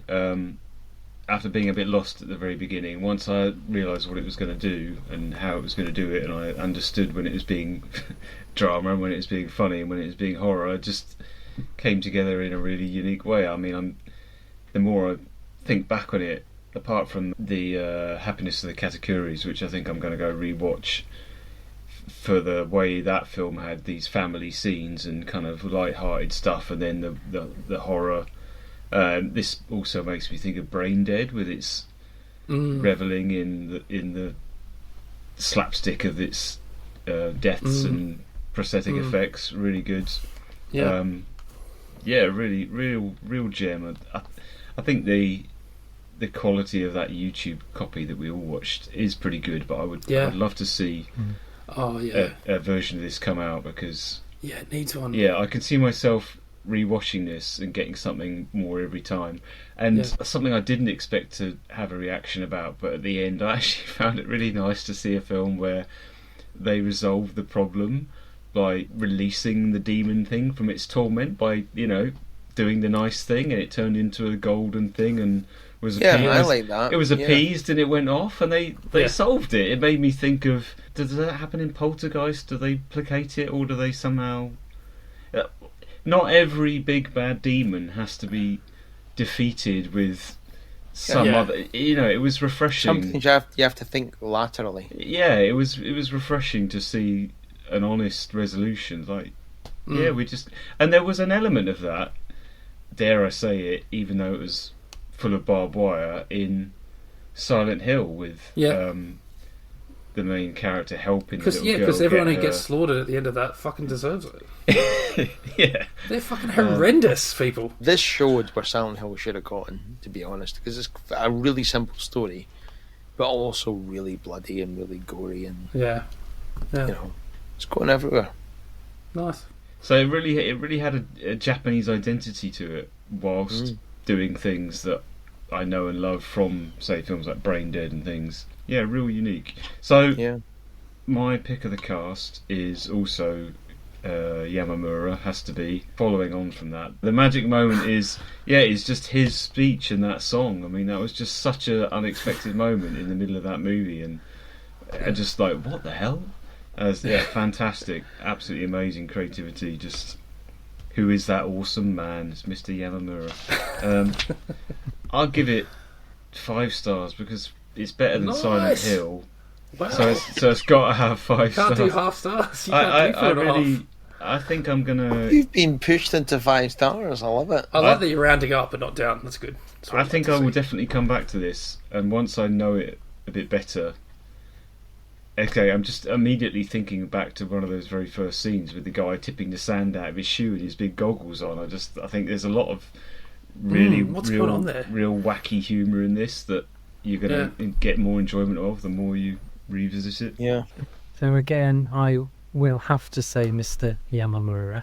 Yeah. I did pick up on. I mean, again, there's so many key points. I did have to note a few down, but it's just sometimes it's about he just turns up and he is Mr. Exposition, which is funny in itself in the way he does it. Yeah. There's random kind of throwaway comments where I think I noted where he's speaking to Mr. Kazoo, and he burns his hands. He just says idiot, and then there's things where I think he says, "Why are you crying?" to the ghost wife who died a long time ago. And then when he explains the curse of the manor, he says, "You lot woke her up." It's just yeah. Some of the. He's like, you knocked over the fucking column of stones that was standing here looking completely innocuous. Yeah, I forgot that. Yeah. Don't touch that. And of course, the insane whiskey crushing bending scene, the Diavolo song, that is just bonkers. As I say, it's more out of my comfort zone as a movie, but I'm glad I watched it, and it did give me some entertainment. Good. Certainly. But yeah, that would be my pick of the cast. And then magic moment, purely because it's one of the first scenes and it just shocked me. I thought, whoa, what kind of film is this? Was the Taguchi death scene, like we discussed. Where he's crawling along, and then it's not just that, but it's then immediately afterwards where, Isuka then just sits down in a wheelchair and an axe falls from the floor to the head. Like, what? After you've gone through all that torment of that first major death scene, it's like, you're tired. And then 5 minutes later, she's just like this. She's just this blob of molten, glow in the dark gore. We haven't talked about that glowingness. The glowingness is amazing. It is like, I don't know what it's like. It's kind of like that neon Ghostbuster stuff, but it sounds like things like, is it The Cat, that the Hong Kong film? Yes, there's a bit of that sort of stuff with the mushroom things and stuff. Yeah. And how many stars are you going to give this one, Grandad? So, looking at it realistically, of what film I am more likely to watch again would be Silent Hill. So I have to rate this film 3 because I rated Silent Hill 3.5. But I am glad I watched it. Yeah, it's good. It piqued my interest, and it did make me laugh, and it did make me kind of wince various times. Yes, definitely. Which is quite good for a film which has basically no characters that you're. I was going to say it pulls some emotional strings in many ways. So yeah, that's a good thing, isn't it? It clearly did what it was intending. So I'm glad for the experience. My pick of the cast is actually, I'm going to go for Akiko, Nobuko Miyamoto. I think she's really good. She doesn't very sort of understated sort of performance, but she grounds the film really well. She does. She's sympathetic. And I was worried because Kazuo, the dad, he seemed to be set up as the protagonist. And I was like, this guy's a fucking klutz. He's just an idiot. So it's good that actually she is the more interesting character, and the more worthy character. And she plays it really well. I think my magic moment... I do like that there's like a couple of moments where you realise that Emmy, the daughter, is not Emmy when she's possessed, which are really well done. Kind of creepy.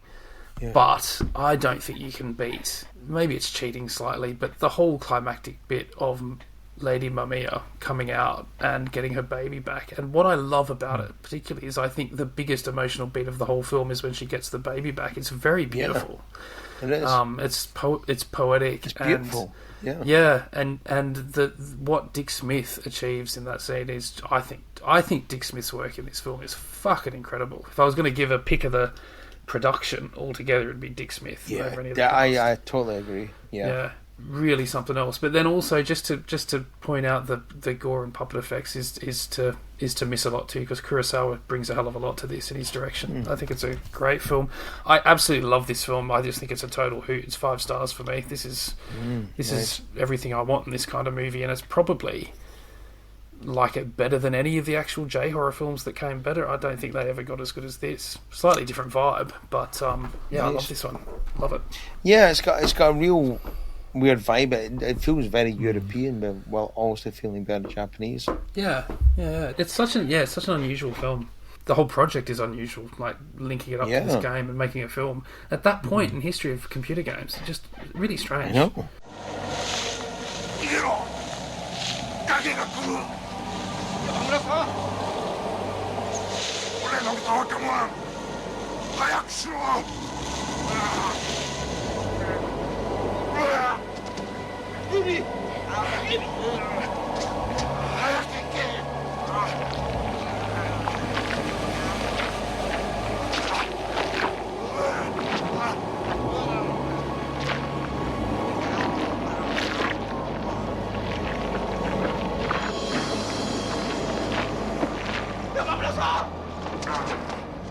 Next week, we're going to be doing Bloodbath, aka The Sky is Falling.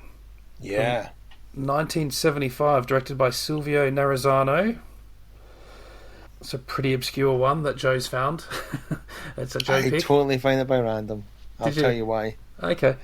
And also Blood Delirium from 1988, directed by Sergio Bergonzelli. So very late cycle Italian horror film. Bloodbath you can get, well, in the UK it's easy, it's on Prime. In the US it's on a site called Foursome, which is spelt like awesome with an F in front of it. And it's free, you don't have to sign up. And actually you can watch that in the UK too, I noticed, on the internet at least. Just clicked on the link and it I'll bet it's on YouTube as well. It is not. No, I don't think it is anyway. Not in the UK. I don't know about the US, it might be. Blood Delirium's a bit harder to get. In the UK you can rent it on Amazon. There's a really good Vinegar Syndrome Blu-ray if you want to get it, which is what I will be watching. It's on YouTube, but beware, it's cut. It's lost about 20 minutes or something, so do not watch it, because I can imagine... I have seen this film. I can imagine what sort of 20 minutes were cut, and you don't want to miss them. Yeah, it's the good 20 minutes. There's an uncut version is available on certain Russian sites, which we won't direct you directly to, but if you know, you know. Okay. The synopsis for Blood Delirium is hilarious. Yeah. I am looking forward to talking about Blood Delirium. Do you mind if I just read this out? It says, on IMDb it says, after the death of his beloved wife, an unbalanced painter who believes he is the reincarnation of Vincent van Gogh freaks out and digs up her corpse. This is the best bit, with the help of his necrophilic butler to bring her back. Now, if you were going to dig up your wife's corpse, who's the best person to help dig her up? I am going to guess he didn't. You're a necrophile, aren't you? Do you want to help me dig up a corpse? I'm guess he didn't know. And to be honest, there's a chance the butler didn't even know until he had a sexy corpse. I say, what a wonderful butler. He's so violent. Email us, caliber9 from outer space, that's with the number 9 at gmail.com. Rate us and review us. Let me do the pod roll quickly. Other podcasts you should check out: Gentleman's Guide to Midnight Cinema, Watch Skip Plus, Cinema Oblivia, and now for something a little bit different over on YouTube: Eros Plus Massacre, The Projection Booth, Not a Bomb, The Hysteria Continues, and of course, last but not least, for all your computer game needs, Grandad and Mr Tech on YouTube. Thanks for coming on, guys. This was fun. Thank you. Thanks for having us. Yeah. Thank you for having us. And what's our life lesson from this week? Just remember, songs about how great you are will not stop you from from dying at the hands of elemental ghosts. Also, don't shag your sister. Does that happen in this film? No. Did that happen this week? Or No, just mean in general? Okay. Just in general. It's good advice. Yeah. Alright, bye everyone.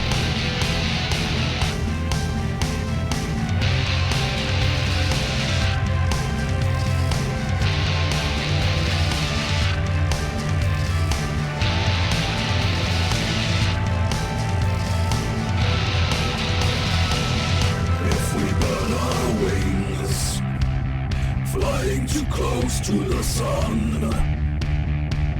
If the moment of glory is over before it's begun,